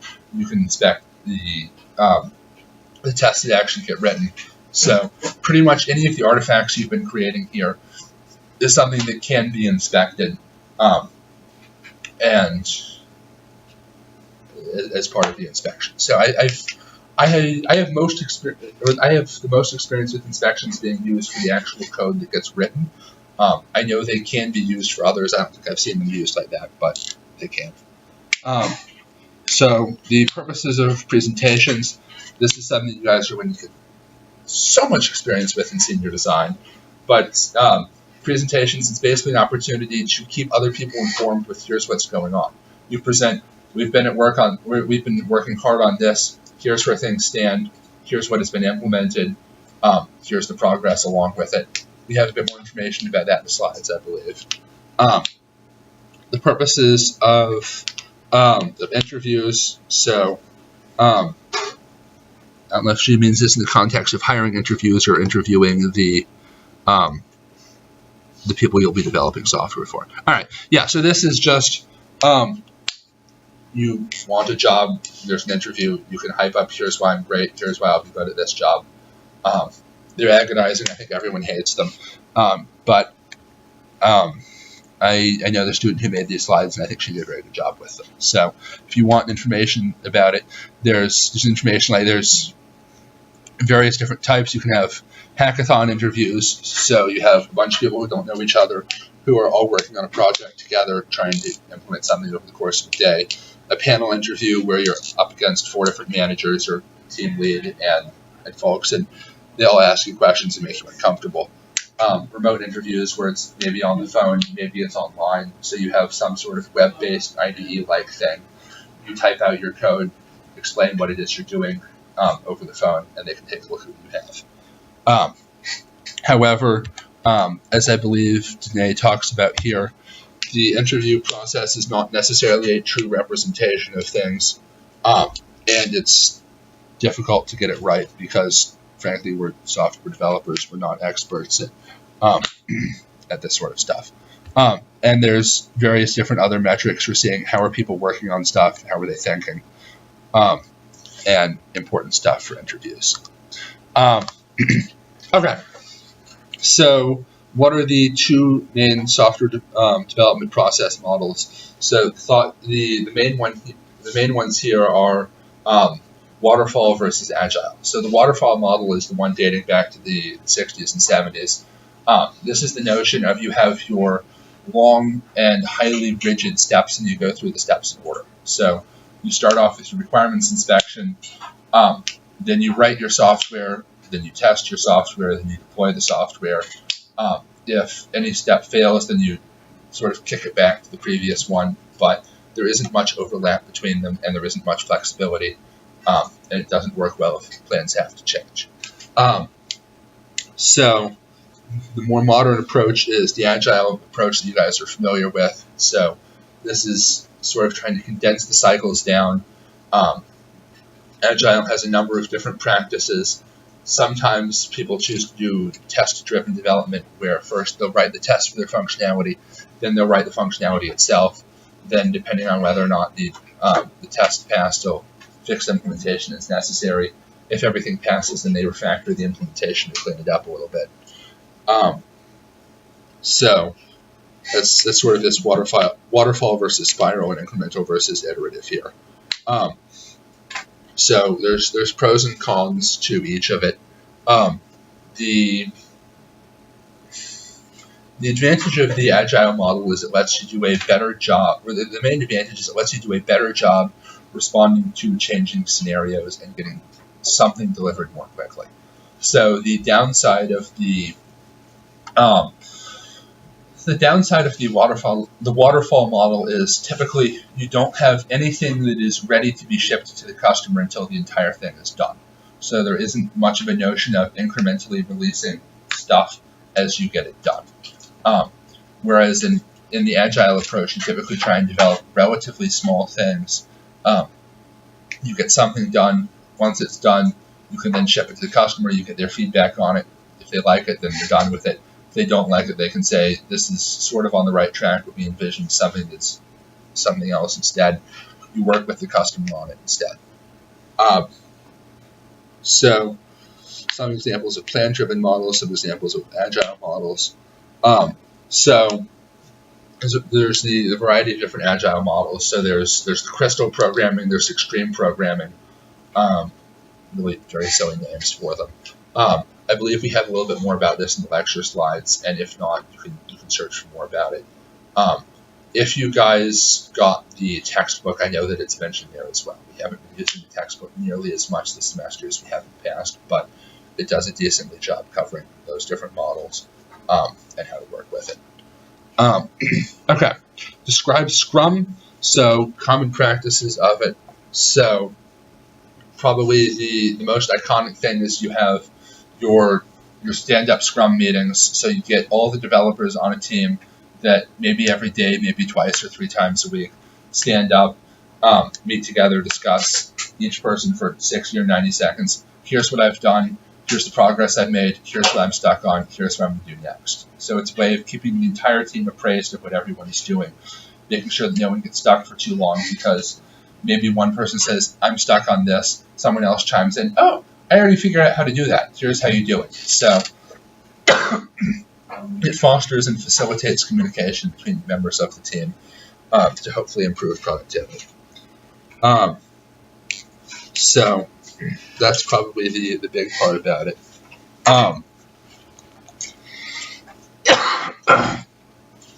Okay.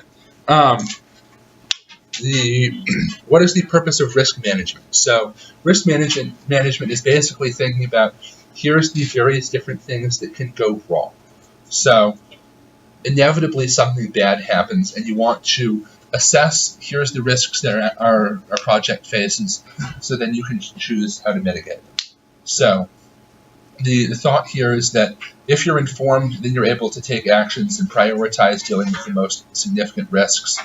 Whereas if you're uninformed, then you're sort of flailing around and you don't know what to spend your time on. So you think about risks on a 2-axis scale. So what is the likelihood of the risk, and what is the impact of the risk? So maybe you have something you think is relatively unlikely to happen, but it has such a severe impact you decide to put time into mitigating it instead. Or anyways, maybe you have something that is of relatively low probability and relatively low risk, so you decide this probably isn't worth our time to deal with. You have something that is maybe of both high risk and high probability, so you spend your time dealing with that one first. The difference between a fault and a failure, that's one of the examples we ran through up here already. The difference between a vulnerability and attack. So a vulnerability is, here's something that is wrong with our software. So maybe you have an application that is vulnerable because it takes an arbitrary string from the user and then executes it. So hopefully no application would actually do that, but there are ones that do. So here you have an application that is vulnerable. An attack is at the point where someone actually attacks the system. So you have the arbitrary command executor, and maybe the way that you originally envisioned it is that someone can run like an ls command and see here's the files, or cat to display one file. But instead someone performs an attack on your attack and has it execute an RMRF and deletes all your data. So a vulnerability is the system is vulnerable to these things, and attack is someone is actually performing an attack against it. So how does SQL injection and cross-site scripting work? SQL injection here's where you have the data and the control flow mixed up. So it's a case of if you're sending data to your database, it's perfectly happy for you to send multiple commands at once. So say you prompt the user for a date and you want to display all events that occurred before this date. They give you a valid date, fine, and then they also end the statement and then do a drop table users as the next statement. So there you go, that's SQL injection there because they've injected in a command to be run for all we were expecting is data. Cross-site scripting, this is again getting the system to execute arbitrary user-provided code that isn't supposed to happen. So say you have a text box, the name of your hospital or something, but your application is vulnerable to cross-site scripting. And instead of just saving the data, it actually executes the JavaScript code and maybe steals your cookies or something. Okay, so the types of software maintenance. So there's preventative maintenance, perfective maintenance, adaptive maintenance, and what's the fourth one?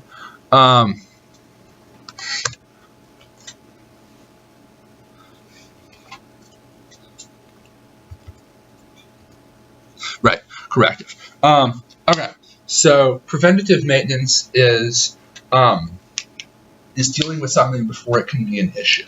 So you have something and maybe your system is likely to have an issue, so you go ahead and solve it before it can manifest. Perfective maintenance is you take something that already works and you make it better. So this is a case of maybe you decide that the nav bar in iTrust2 is ugly because it only display, or because the nav bar is duplicated across all the different pages. Yes, technically it works, but perfective maintenance would be something a combined nav bar. Everything is part of the base layout file. You're perfecting what's already there. Adaptive maintenance is, say you take the iTrust2 system and decide that this really needs to be able to run on a phone. Seems like a terrible idea, but maybe if you want to do that, then you do adaptive maintenance to make the system work on a new environment. Corrective maintenance is fixing bugs on it. So this is a case if you find that when you edit patient's demographics, instead it creates a copy of it. All right, that's bad. So you correct that flaw you fix that through corrective maintenance. So then for each one, talk a little bit about it in the context of iTrust2. That's fine. Okay. What are the characteristics of a REST API? So REST API is designed for offering HTTP access to the records your system has. So this is typically CRUD access, create, retrieve, update, and delete, and exposes the system objects you have to another user. Usually authenticated, although not always, depending on what it is. So for good API design, there's several things you want to take into consideration. So generally, you want to provide a way to limit the number of requests that are displayed and provide pagination. So if you have 10 million users, a request to get the users hopefully won't return all 10 million of them because that puts a lot of load on the server. So instead, maybe the request to the users will get you the first 100, and then you can perform another request with an offset to get the next 100 or whatever. Additionally, for the APIs, you want to put effort into into naming things properly. So generally, once you create an API, once you create one, you don't want to get rid of it or to change it. So put thought into what it is, how to interact with it. You will want to also version your APIs, so maybe you realize that in spite of your best efforts, there's still something that needs to be changed. So this is why all of the API routes you see in iTrust2 are /v1, because this is the initial version of the API. Maybe in the future you'll want to update different parts of it, so you'll have a v2 of the API. By having explicit versioning like this, then all clients can use whichever version of the API they want. Maybe you have some that will use the newer version of it because they want what's been introduced. Others will continue using V1 because they decide it's good enough and don't want to rewrite anything. All right. Why is teaming important? What are characteristics of a good one and a bad one? I think all of you guys have probably seen the importance of teaming as you work on your team projects. I suspect that most of you have had experiences with good team members, bad team members. So the characteristics of good teams and bad teams is probably relatively self-explanatory at this point. Okay. So what are the roles you can take on as part of a larger team? That's the thing I actually accidentally started talking about earlier. So the roles, this would be something like QA lead, dev lead, team lead, that sort of stuff. So each of the roles has a specific task in ensuring the overall process, a specific task in your process towards the completion of your product. So like the QA lead, they may do development as well, but their goal is really to make sure that everything works perfectly and that if anything is accepted, then it has passed all of the tests and it's up to your team standards. Something like the team lead may be less responsible for development and more focused on the process and ensuring that everything is proceeding along. Maybe they'll do some development as well, but their role will also include making sure that all of the team members have the resources they need, making sure that everyone knows what they're doing, is making progress on what they're doing, and is getting things delivered in a timely fashion. Development lead may be responsible for the larger architectural concerns. So in addition to development, they'll also be thinking about, here's how we can structure the application, and the other concerns that are involved with that. They may take on they'll typically take on the lead role of the development process and ensuring that it follows the right standards like that. Okay, the 3 phases of project management. I actually don't remember what those are, so let's pull those up.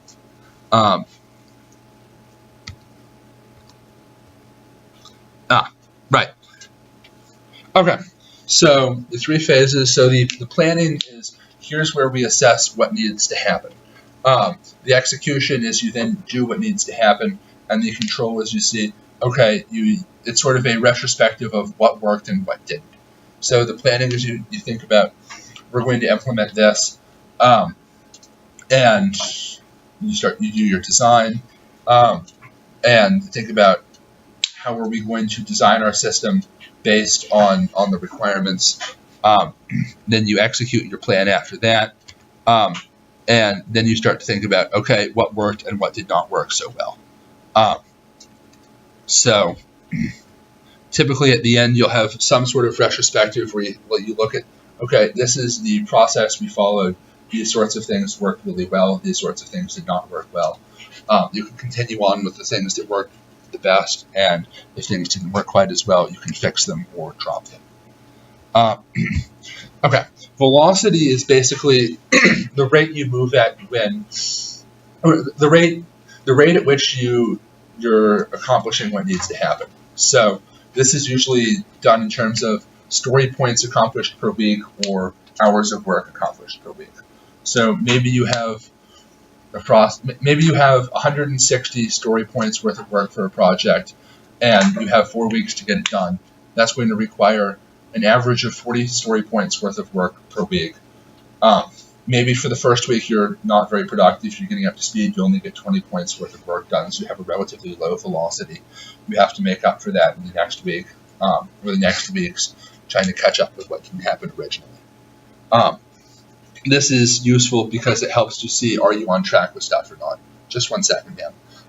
So this is generally this is why you create something like a burn down chart. So the burn down chart shows, here's how much work we have, here's how much we intend to have done at the end of this week, how much we intend to have done at the end of next week, and then you can see where you stand relative to where you expect to stand. Maybe you have a great week, you got a lot more done than you expected. Maybe you have a week that's not quite so great and you end up behind the schedule. Yes, ma'am, what can I do for you? So when you said 40 story points a week, is that like a conversion? How many hours do you do? So kind of. So the story point thing is sort of vague. So can roughly map to hours, depending on how it's used. So the story point thing is, some people like to estimate their tasks in story points in terms of estimating their difficulty relative to each other like that. Other people prefer to say, I've done something like this, I know I can get this task done in an hour, or I know this task will take 10 hours or something like that. So it's just different ways of estimating the time of a task. In terms of relative to in terms of the time spent relative to another task, or an absolute amount of time you expect it to take. Okay. So the common iteration zero planning tasks, that's something that we have in the slides right here, which you start to think about. Here's how we arrange the team. Here's how we're going to envision our plan. You start to think about the structure of your application and how it's going to be built, that sort of stuff. So done criteria, this is how you make sure that you're done with what you've implemented and that it's up to whatever standards you come up with. So your tests are all done in passing, you have good code coverage, all the tests have been run, all high priority bugs have been fixed, static analysis has been run, and then anything reported by like find bugs or check style or whatnot has been fixed. If you have any security analysis tools, you want to run those and fix their reports as well.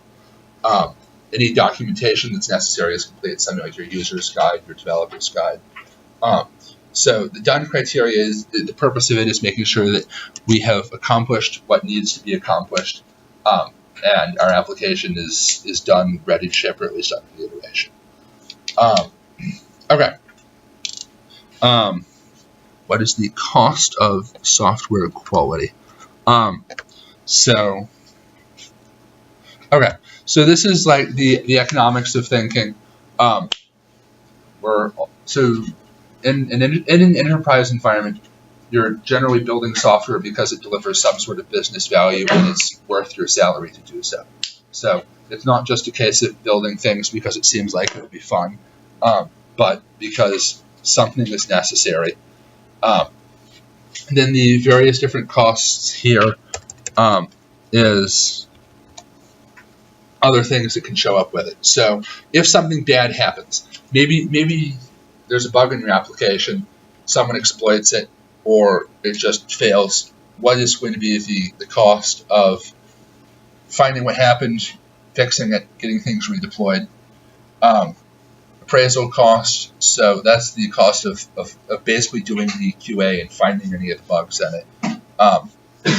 Prevention cost, so that's the cost of doing things correctly the first time and making sure that everything has been done to a high set of standards and it's not going to have the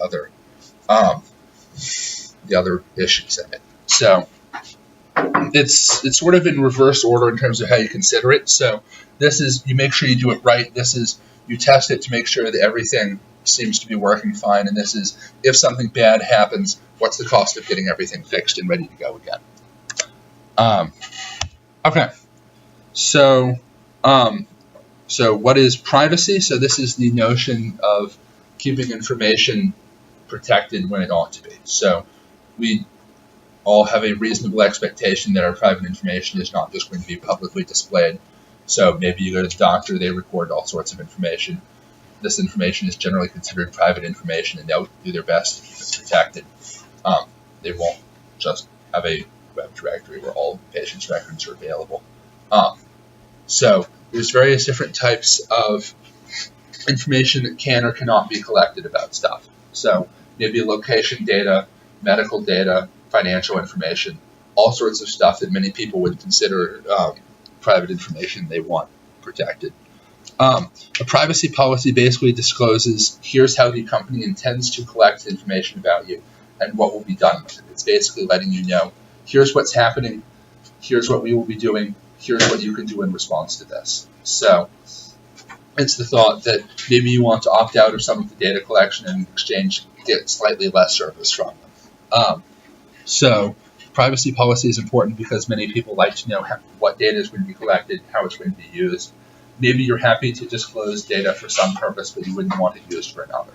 Maybe you'll hand over information because it's part of a research survey about how people use the application. you don't want your information then handed on to advertisers or something. So, okay. All right. So, what are the principles of information security? So, this. Let's see what she has here.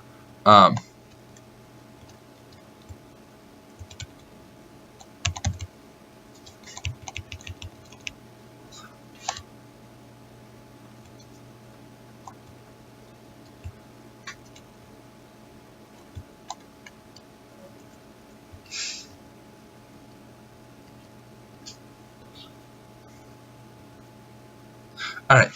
Okay. So various different things that can be done for information security.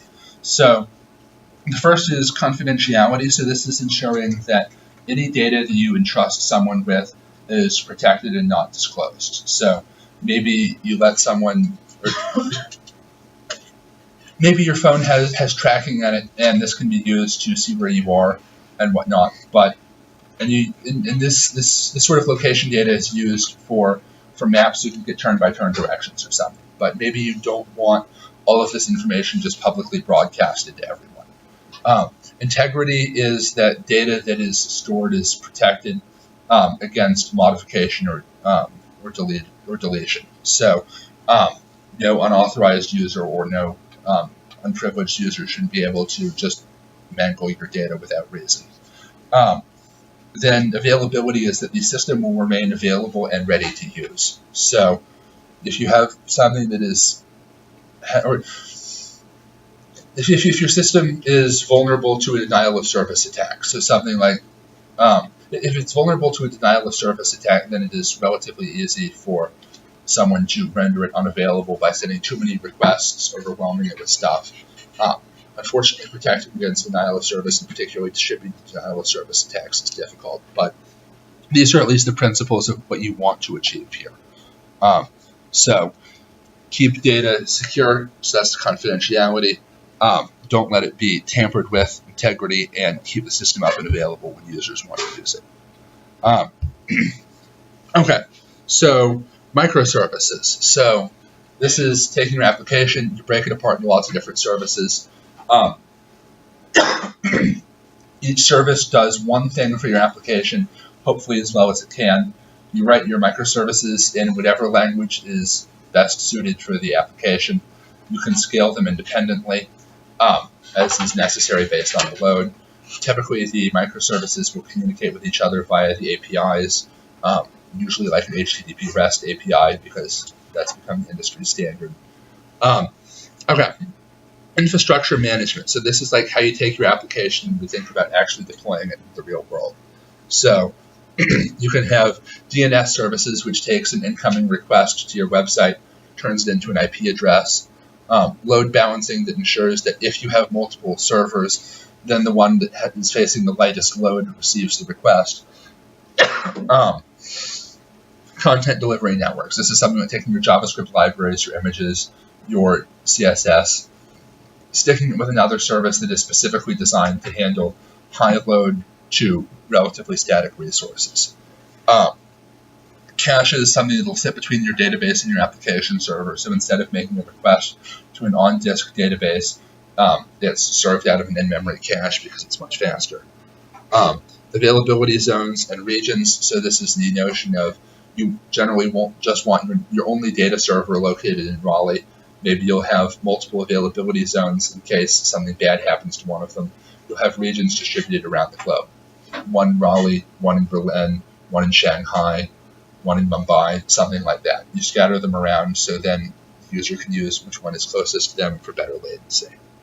The usability stuff. So obviously we develop software applications so that someone can use them. There's no point in writing an application if no one's going to be able to use it. So the idea here is that you want your system to be user-friendly. You want it to be easy enough for people to use. You want people to be able to customize it for their needs. Help should be available if necessary, like frequently asked questions or other documentation.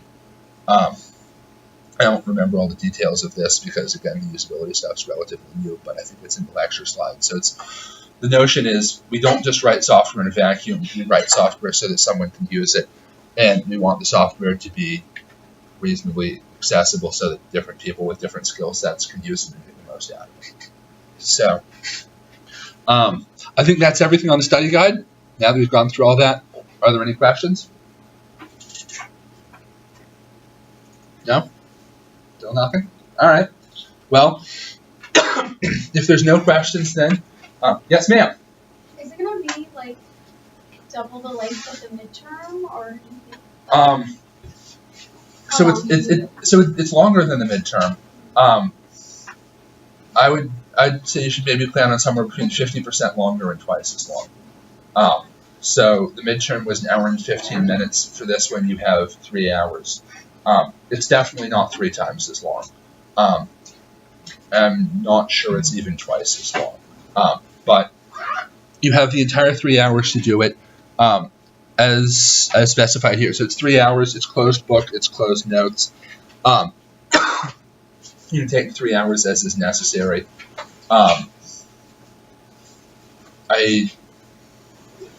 I'm not going to try and posit on how long it would take anyone individually to do it. So some people would be much faster with it than others.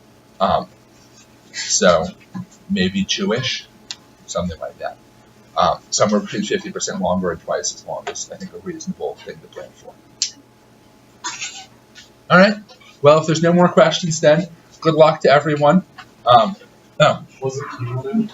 Yes, the exam is absolutely cumulative. Yeah. So it's a cumulative exam. It's everything we've covered since the beginning of the semester. So,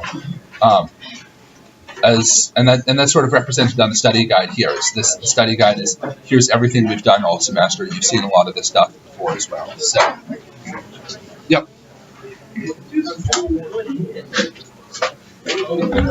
Yes, I do.